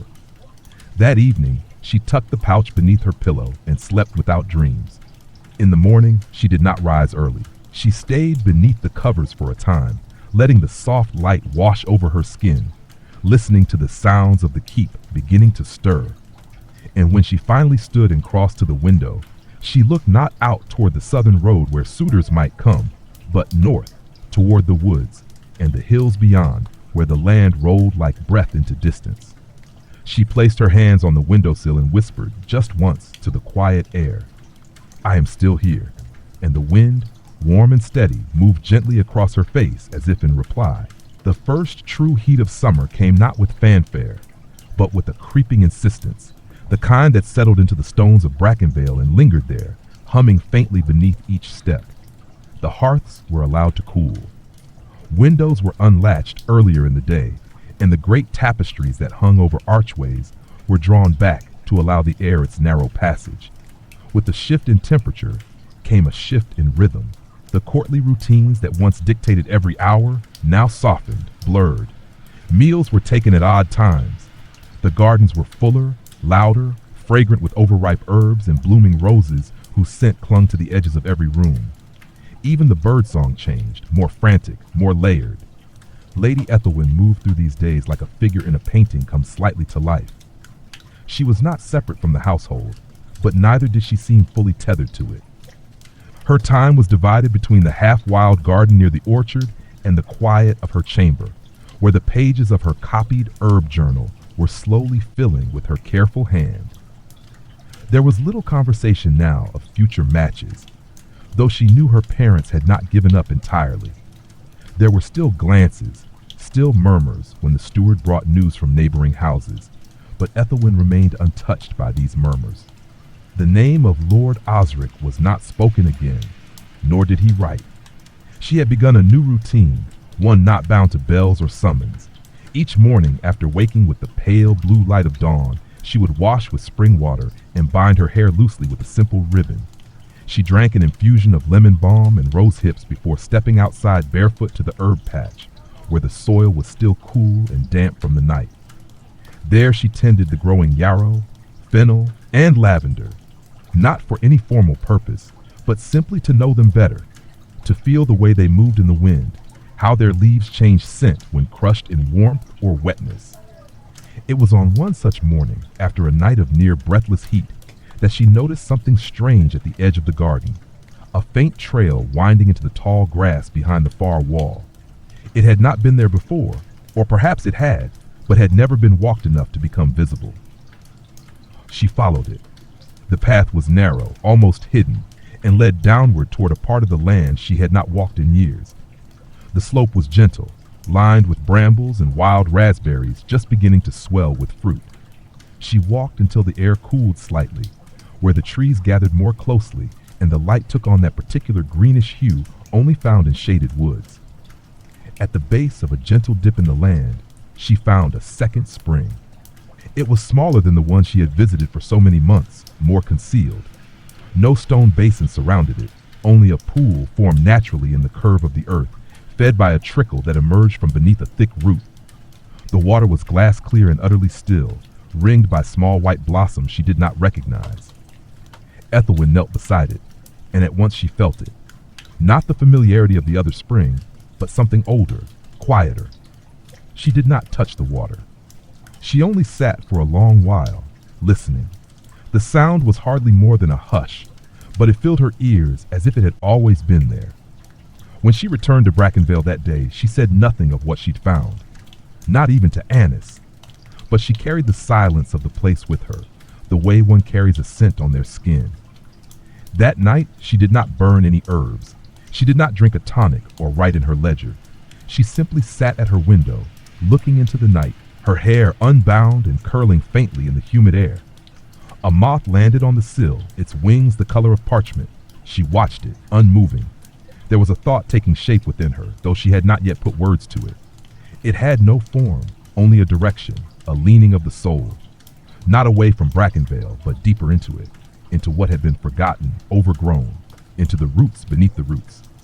The next day she returned to the second spring.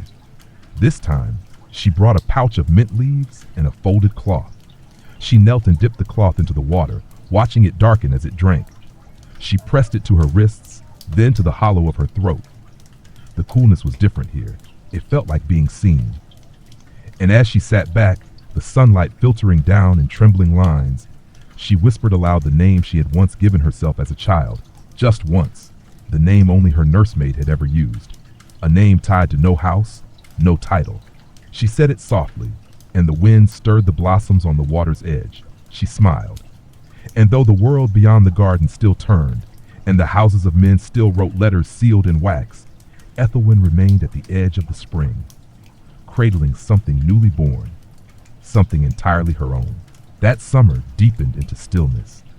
Days stretched like warm cloth over the hills, slow and golden, and the air inside Brackenvale turned heavy with the scent of drying herbs, ripening pears, and the distant whisper of bees in the lavender. The pace of life retreated into a quieter rhythm, as if even the old stones of the keep had grown drowsy beneath the sun. Lady Ethelwyn no longer moved through the halls like one performing a role. There was nothing left to perform. Her refusal of Lord Osric's proposal had marked a change not just in expectation, but in atmosphere. There were no more seamstresses, no more hushed inquiries from distant houses. Her mother had not spoken of marriage again, though she still watched her daughter with a quiet scrutiny, something between wonder and unease. In that silence, Ethelwyn flourished. She spent long hours in the orchard, where the apples had begun to swell and droop on their boughs, and the earth was rich with fallen fruit and the hum of late summer. She gathered herbs at dawn when the oils were strongest, laying them in careful bundles to dry above the hearth in her chamber. Yarrow, mint, feverfew, lemon balm. She pressed petals between pages, steeped teas without recipe, and burned crushed leaves in little bowls until her room smelled like the inside of an apothecary's dream. But it was the second spring that pulled at her most. Each visit to that shaded, hidden pool deepened her quiet knowing. She had begun to call it the Heartwell, though she did not say the name aloud to anyone else. The name had come to her one afternoon as she sat there, her feet bare in the cool water, and the birds fell silent all at once. It felt like the center of something, not of Brackenvale, but of herself. She never stayed too long. She never disturbed the place. She left no markers, no tools, no sign she had been there, save for the occasional imprint of her knees in the moss. Sometimes she brought a cloth to wet, sometimes a small book, but mostly she brought only herself. On one such day, late in the afternoon, she sat with her eyes closed, breathing in the scent of damp bark and elderflower. The wind stirred her braid, and she felt, without hearing, the quiet presence of another behind her. She turned slowly and saw Annis standing at the edge of the clearing. She did not speak, nor did she step forward. She simply watched, holding a small parcel in both hands. Ethelwyn nodded once in acknowledgement, and Annis came forward, carefully crossing the mossy ground. "I didn't follow," Annis said, "not until today. I only knew you were going somewhere, and I wanted to know where." Ethelwyn looked toward the water, then back at her maid. "It's not mine to claim," she said, "but it is mine to know." Annis knelt beside her and opened the parcel. Inside was a freshly sewn satchel of linen, still warm from being pressed. She placed it between them and said nothing else. The two women sat there together, saying little, sharing silence. They did not wash that day. They did not steep or gather or tend. They simply stayed, breathing in the stillness, letting it settle over them like dusk. By the time they returned to the keep, the sky had turned violet, and the kitchen fires had begun to fill the corridors with the smell of baking bread and wood smoke. No one asked where they had been. That night, as Ethelwyn prepared for bed, she found the linen satchel tucked beside her basin. She opened it and discovered a blend of dried elder leaves, thyme, and a scattering of crushed violet petals. There was no note. There didn't need to be. She burned a small pinch of it over the flame and inhaled the scent, which was sharper than she expected, like memory and rain on warm stone. Later, as she lay in bed, she wrote a single line in her ledger: "The body remembers what the mind forgets. The skin keeps truth beneath every layer we place upon it." She closed the book and turned onto her side, her bare arms resting against the linen, her breath slow. And outside, in the darkness just beyond Brackenvale's walls, the second spring ran quietly over stone, untouched, unseen, but now shared, not claimed, witnessed. The days began to shorten, though the heat lingered stubbornly. The sky turned a deeper shade of blue, as if ripening, and the trees at the edge of the orchard grew heavy with fruit. Apples bowed the branches, their skins dappled in red and gold. Pears hung like lanterns above the garden wall, and the wind carried the scent of overripe figs splitting quietly in the sun. Inside Brackenvale, the rhythm of the household adjusted once again. Curtains were drawn earlier in the evening. Meals moved closer to the hearth as the air cooled slightly after sundown.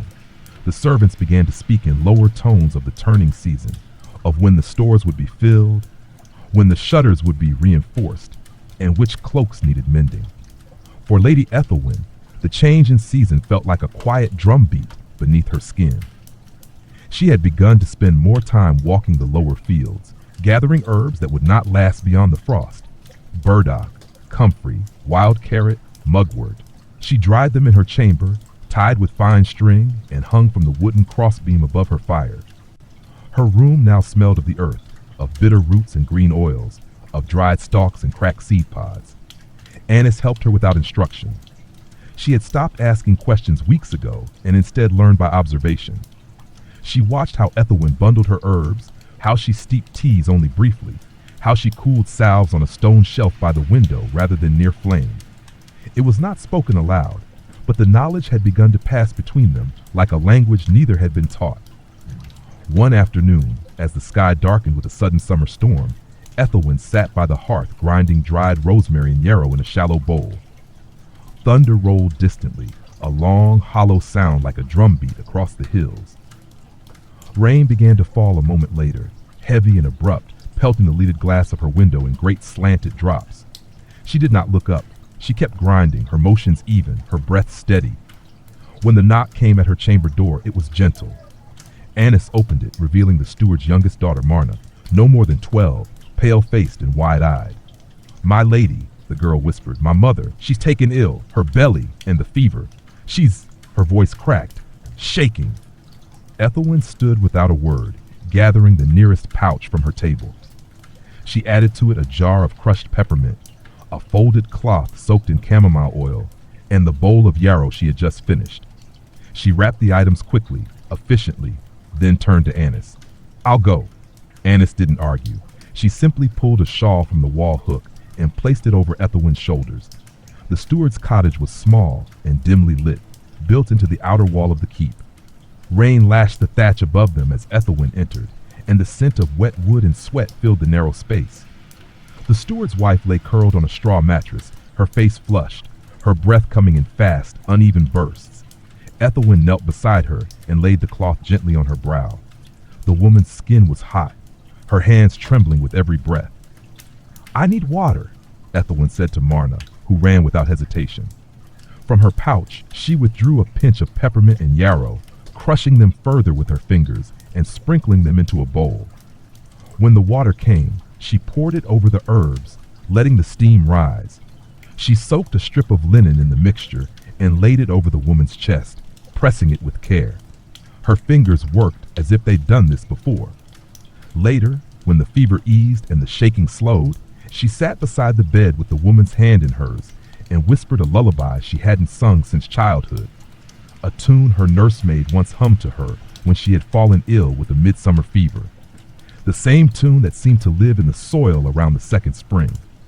When the rain finally ceased and the air stilled, she rose, tucking the cloths away and whispering a quiet blessing under her breath. Back in the keep, hours later, she washed her hands in the basin with a sprig of mint and bay. The water turned cloudy. She poured it out into the earth outside her window. That night, she did not sleep immediately. She wrote in her ledger long past the hour when the rest of the keep had gone quiet. There is power in the body, not in its beauty, but in its use. Not in how it is seen, but in what it can offer. We are more than form. We are hands. We are breath. We are balm. She closed the book, her fingers stained faintly with crushed herb.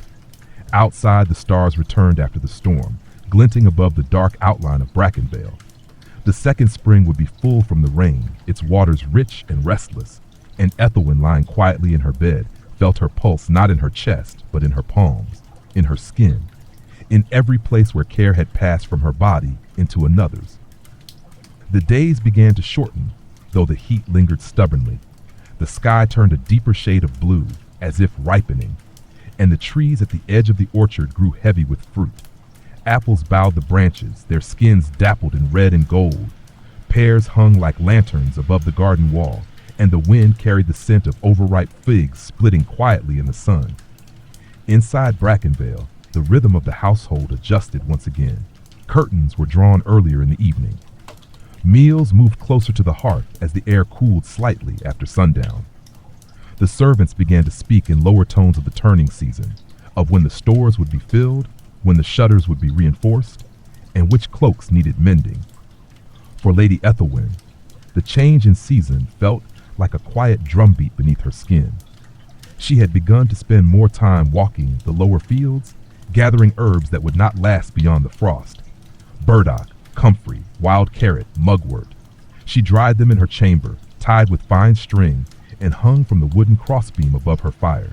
Her room now smelled of the earth, of bitter roots and green oils, of dried stalks and cracked seed pods. Annis helped her without instruction. She had stopped asking questions weeks ago, and instead learned by observation. She watched how Ethelwyn bundled her herbs, how she steeped teas only briefly, how she cooled salves on a stone shelf by the window rather than near flame. It was not spoken aloud, but the knowledge had begun to pass between them, like a language neither had been taught. One afternoon, as the sky darkened with a sudden summer storm, Ethelwyn sat by the hearth grinding dried rosemary and yarrow in a shallow bowl. Thunder rolled distantly.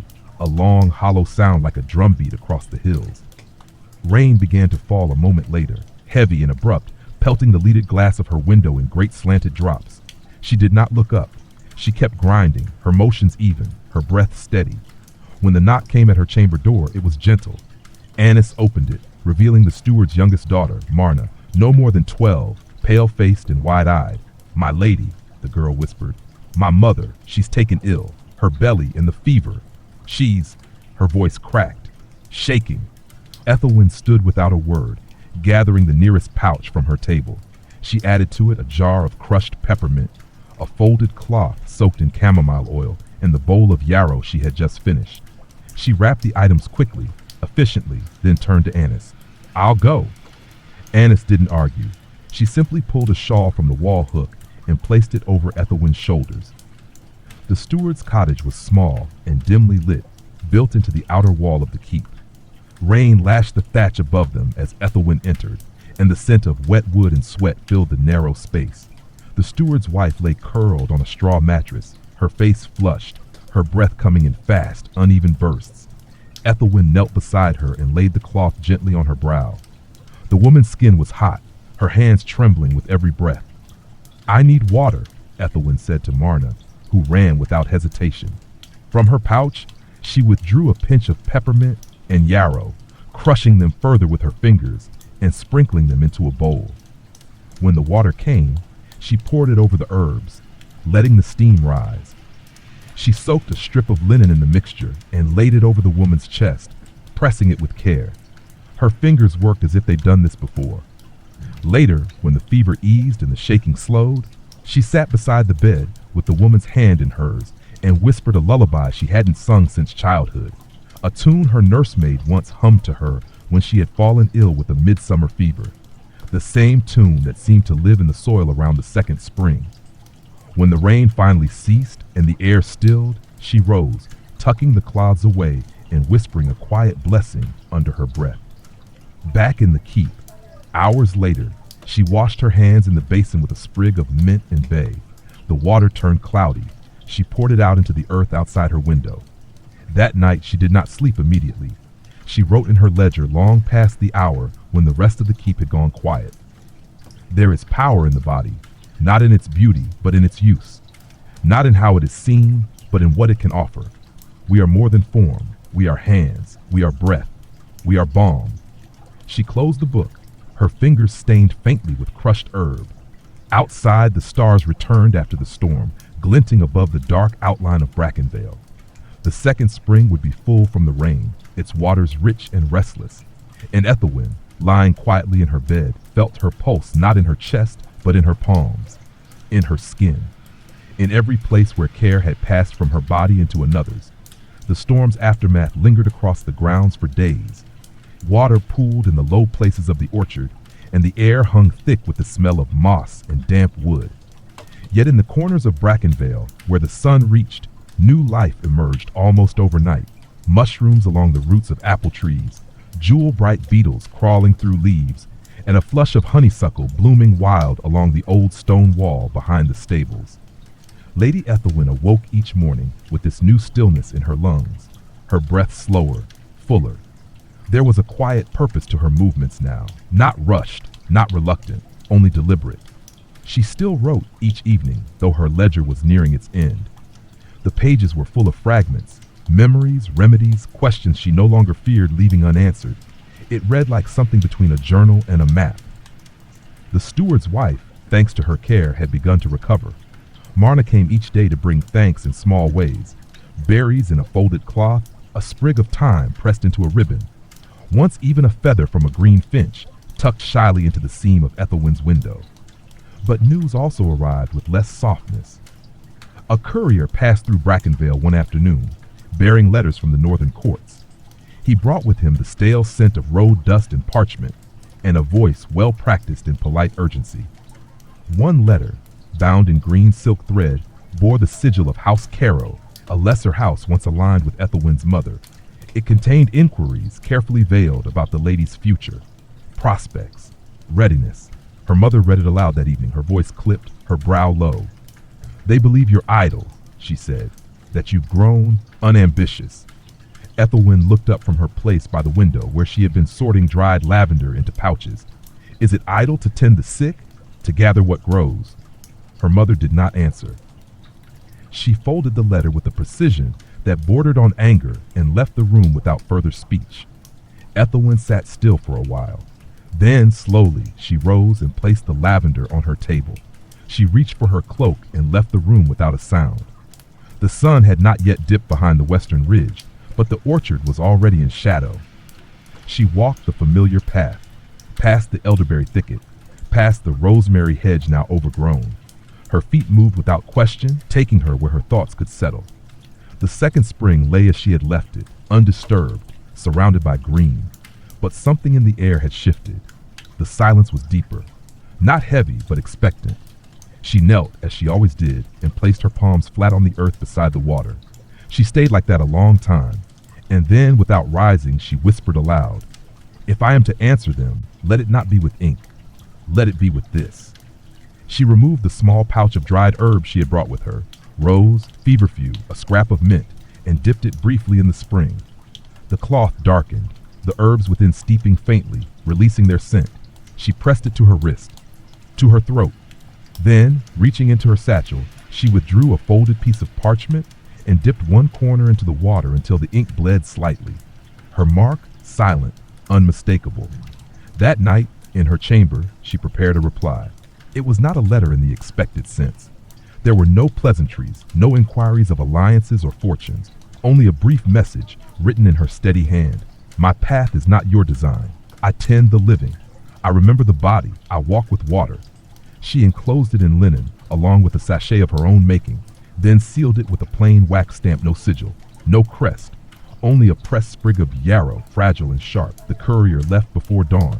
No fanfare, no escort. And as Brackenvale stirred again with the sounds of morning, buckets at the well, the soft thud of flour sacks in the kitchen, a door creaking on its hinges, Lady Ethelwyn stood at her window with both hands resting on the stone, watching the fog lift from the hills. She did not wait for a reply. She did not need one. The answer had already been written, upon her skin, in her work, and in the ground where the spring still ran.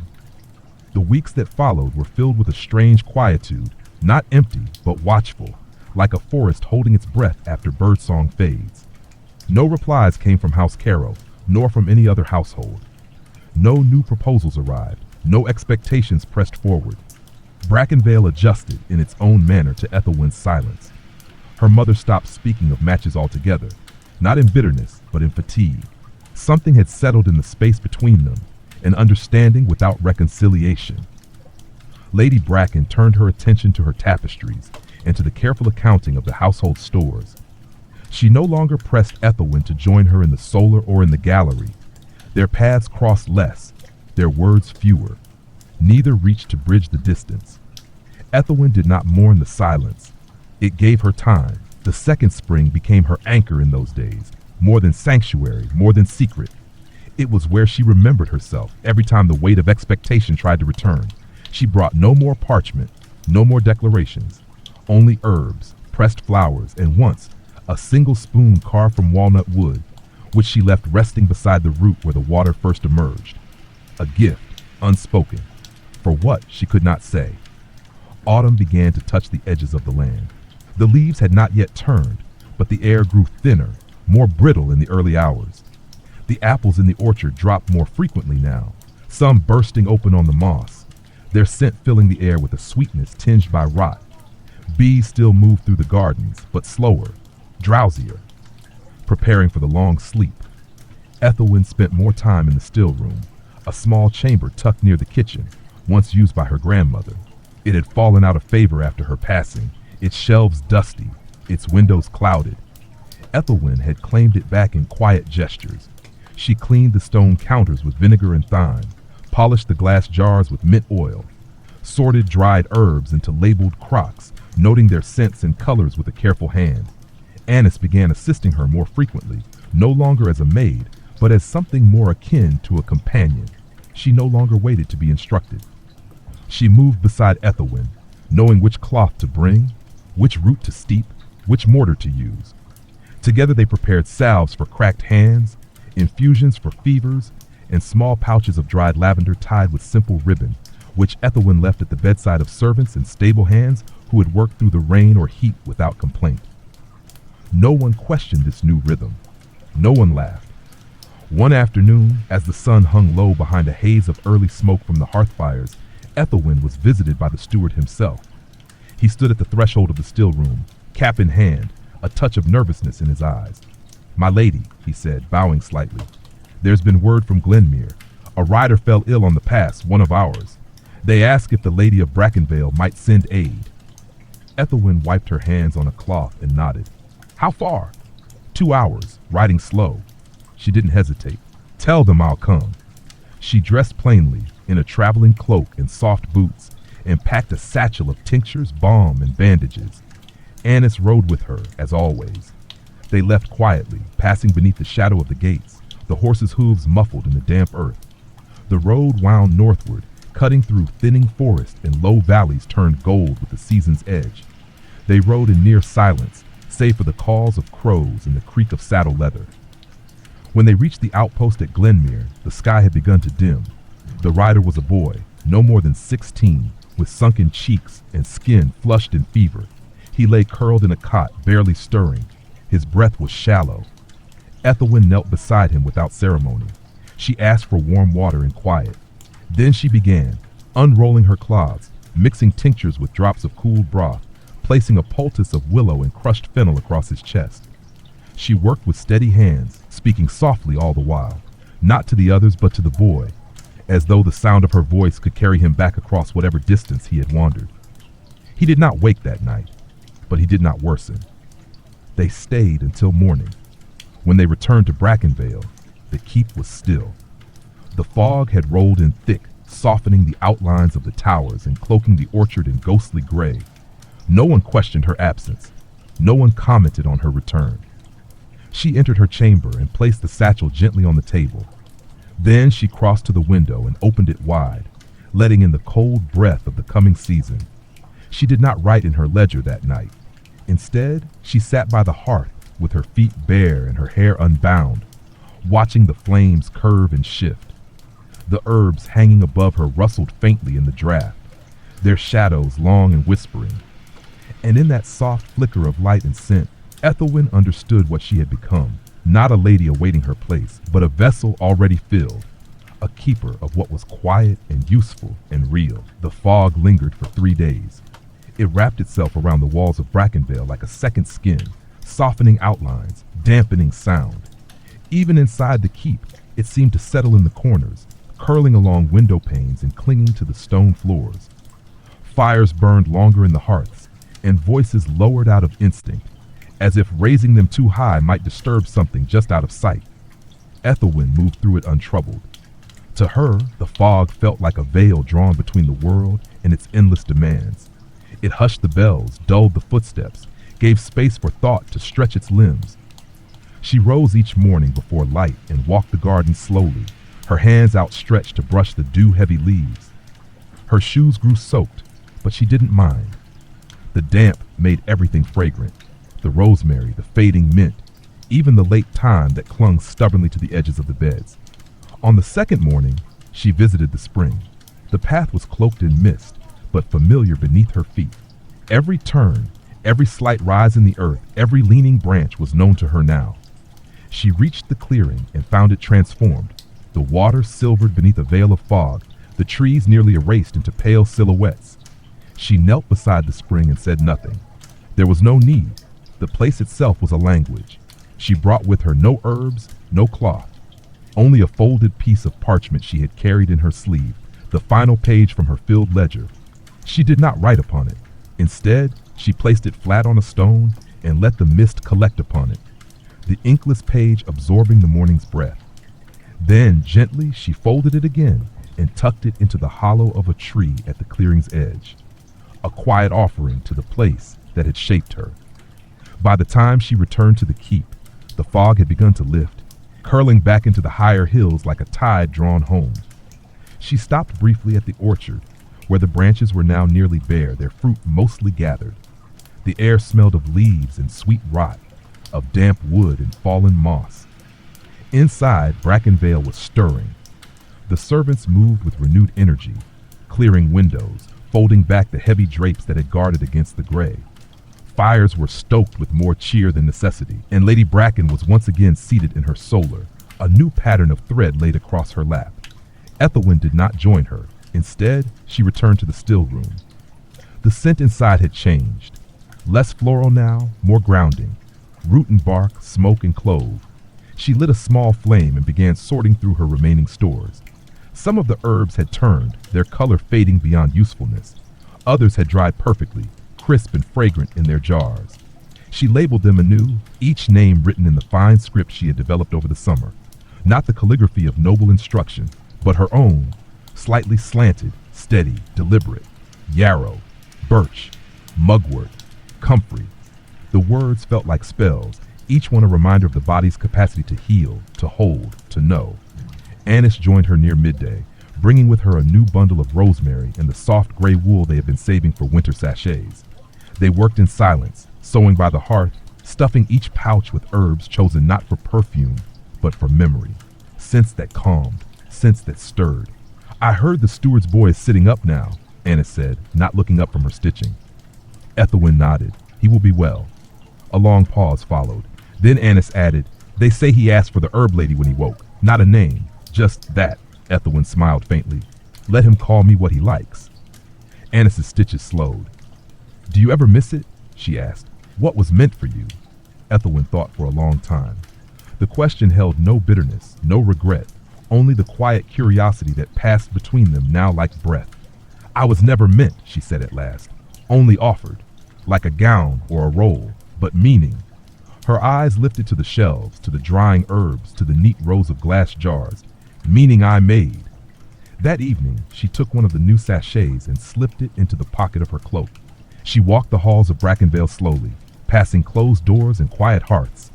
She placed the sachet on the pillow of the chambermaid who had worked through the fever last week, her hands chapped from scrubbing linens. No note, no explanation, just a gift of scent and stillness. Back in her room, she lit a candle and opened a new ledger.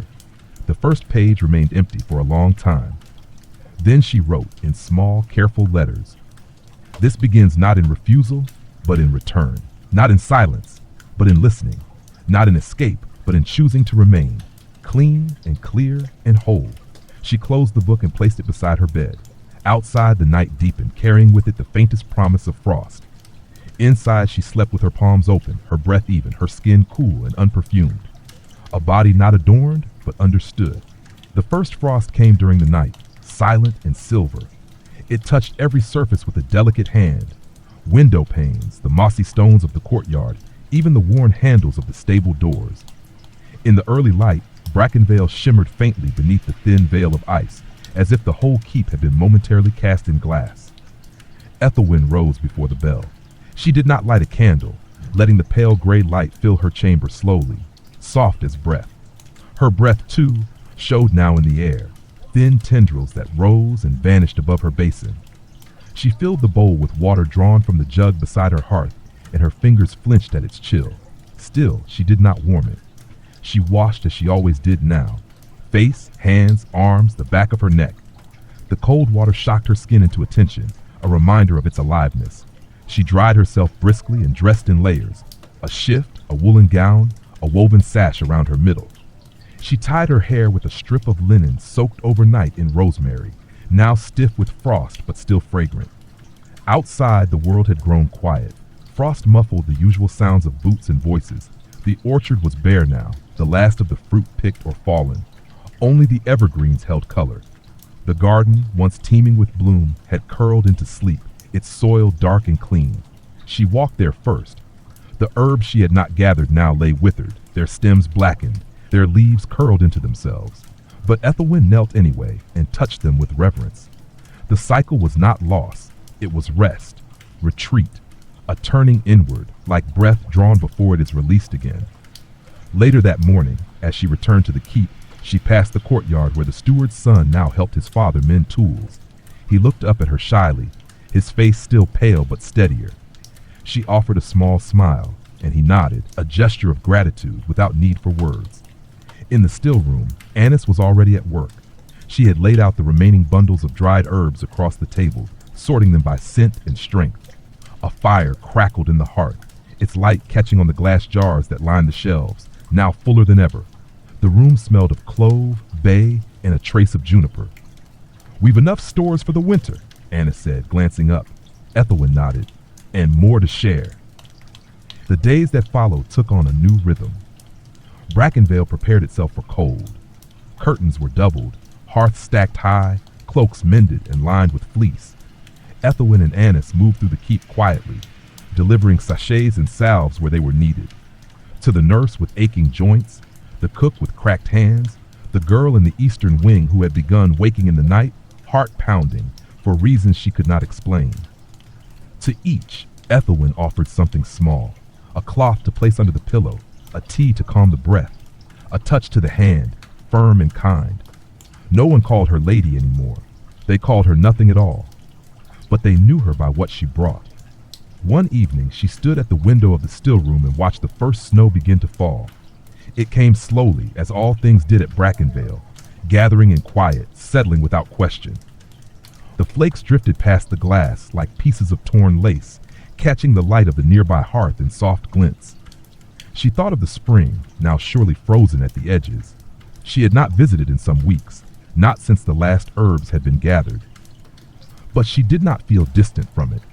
The spring was within her now, in every action, every careful choice. That night, she sat at her small writing table and opened her second ledger.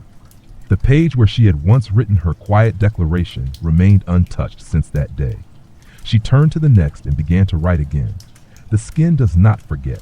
It remembers the sting of vinegar, the ache of laces, the itch of flour beneath powder. It remembers the cool of spring water, the touch of rosemary oil pressed into the wrist, the cloth damp with birch and mint. We are taught to shape ourselves for others. But the body waits, and when we return to it, truly return, it welcomes us like home. She paused, dipped her pen again, and added one last line beneath the rest. This is the shape of freedom, not flight, but root. Then she closed the book and placed it beside the jar of dried elderflower. She did not extinguish the candle. She let it burn until it softened into nothing. And as the shadows danced along the walls, she lay down on her narrow bed, wrapped in wool and silence, and let sleep come, not as escape, but as rest earned by the work of the body, the quiet keeping of the hands. Snow deepened through the days that followed, blanketing the world beyond Brackenvale in a hushed, luminous stillness. The orchard, now stripped bare, stood like a memory of itself. Branches skeletal and reaching, bark wrapped in frost. Footprints lasted longer in the yard, each step pressed into the white until the next flurry came to soften it. Inside the keep, life adjusted to the hush. Trestle tables were pulled closer to hearths, and tapestries hung heavy on the walls to keep out the chill. The halls smelled of cinnamon, pitch, and roasting root vegetables. Laughter was quieter now, but warmer, shared in candlelit corners over bowls of broth and loaves still steaming from the oven. Ethelwyn took comfort in the silence of winter. She moved less swiftly now, her work slow and deep. Each jar in the still room was used more sparingly, each pouch prepared with greater attention. With the garden sleeping and the world stilled, her gestures became not just care, but offering.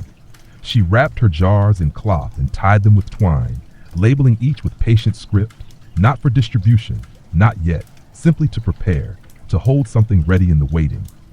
Annis remained by her side most days, quieter than before, her hands more sure. They rarely spoke unless it was needed.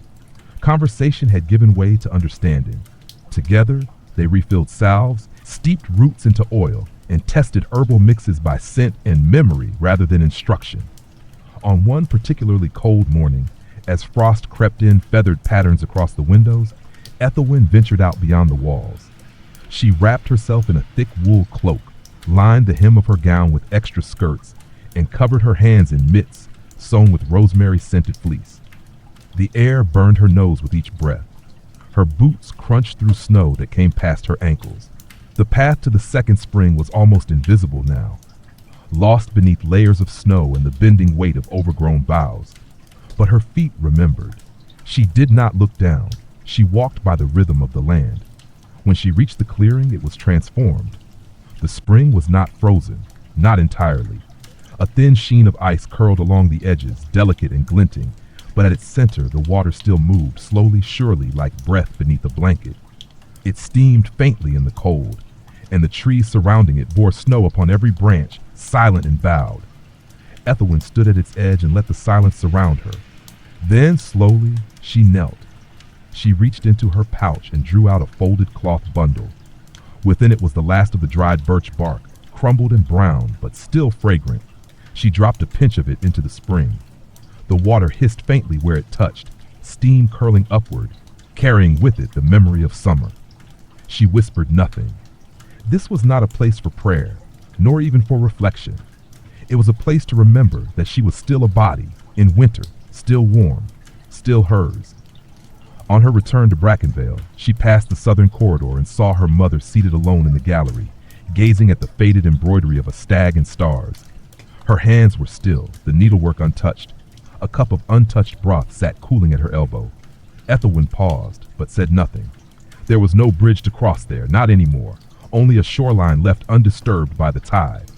That evening, in the still room, she added one more entry to her ledger. The body does not leave us when the light dims. It tucks itself in. It waits. There is no decay in retreat. There is only gathering. She laid her pen down gently, then reached for the small satchel she had prepared days ago. Angelica root, valerian, and a single thread of dried rose.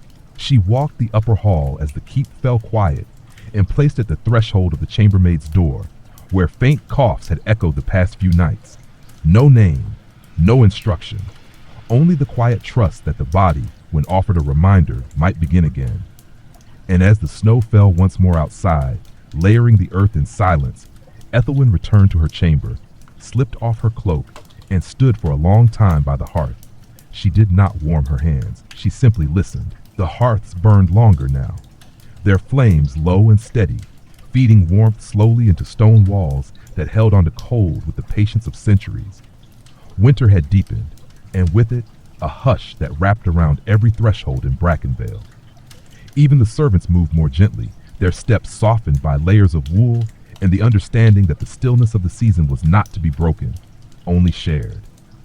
Ethelwyn's days passed not in grand gestures, but in acts so small they might have been missed by anyone looking only for spectacle. She spent hours in the still room, now fully hers in both name and spirit. The air inside it was thick with cedar and dried clove, the light dim but golden from the low sun and steady candle flame. Glass jars lined the shelves in orderly rows, their contents labeled in her soft, slanted hand. There were no scrolls of medicine here, no ancestral tomes, no superstition dressed as science, only memory, scent, trial, intuition honed by touch. One jar held cracked juniper berries. Another, dried slices of horseradish root she dug herself before the frost. In a woven basket near the hearth lay small sachets of rosehip, pressed gently into wool. She was preparing them now as tokens, not for any ceremony or feast, but to give in passing, quiet reminders, kindnesses folded in cloth. Annis no longer asked what each blend was for. She recognized them now by scent. She could tell with a glance which was meant for breath, which for sleep, which for grief. It was grief that settled over the keep that week, though it did not arrive with tears.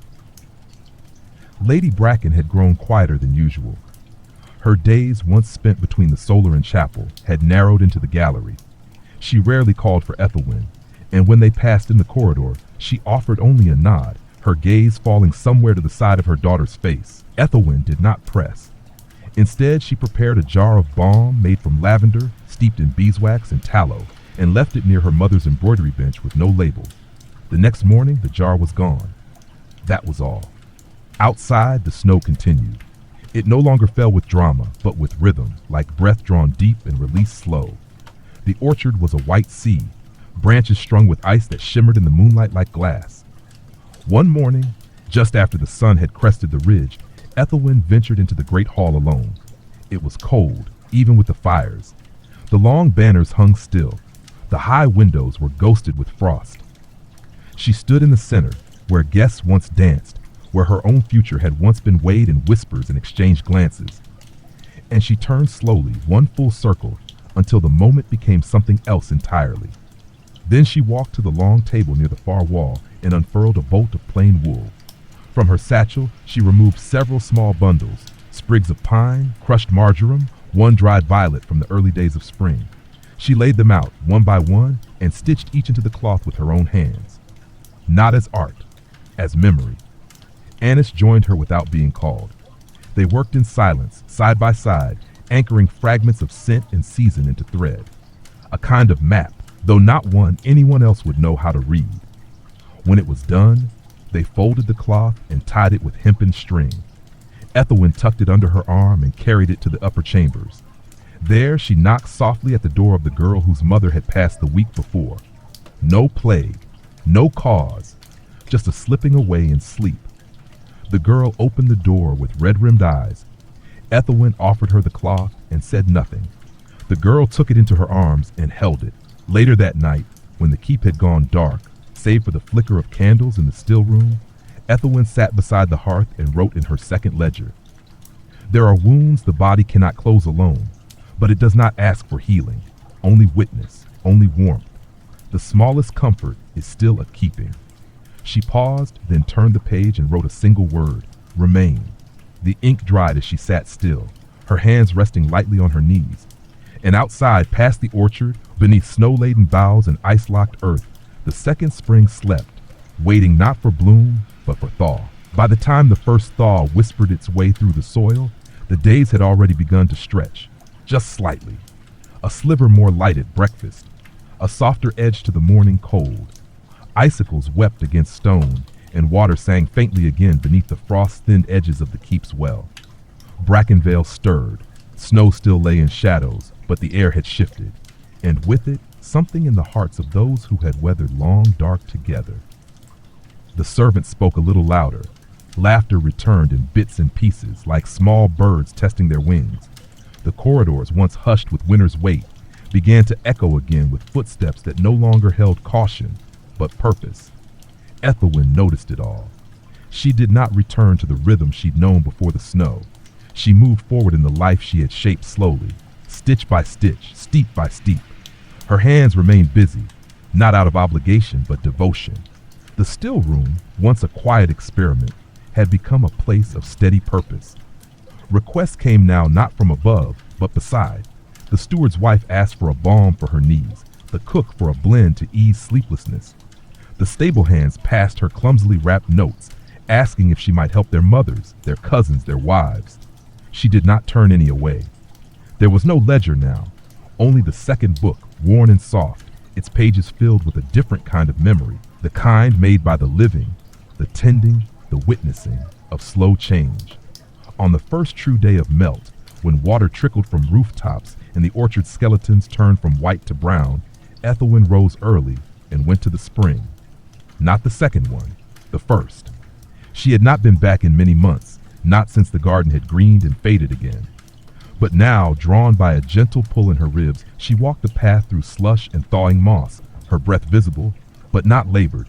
She carried no satchel, no herbs, only herself. The spring waited just as she remembered it. The stone basin was ringed in lichen, its edges darkened by the months of cold. But the water was moving, slow but certain, a glinting ribbon beneath the surface.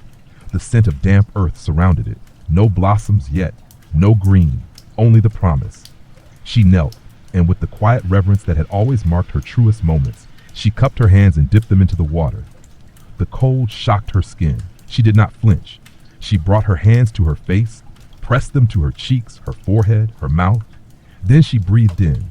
It smelled of what it had always smelled of, stone, root, something older than words. Ethelwyn sat back on her heels and closed her eyes. She thought not of what had been avoided, betrothals, court, the narrowing of a life, but of what had been gathered. Of the girl she had once been, watching from shadowed corridors. Of the woman who now carried her knowledge not in books or rings, but in her skin, her hands. She thought of the still room now filled with jars prepared for the leanest months. Of Annis, speaking more now, laughing occasionally. Of the girl who still held the stitched cloth to her chest when she passed her in the hall. Of her mother, silent still but steady, who no longer questioned, only watched. And she thought of the body, hers and others, not as something to be offered or adorned, but kept, whole, not perfect, not untouched, but known.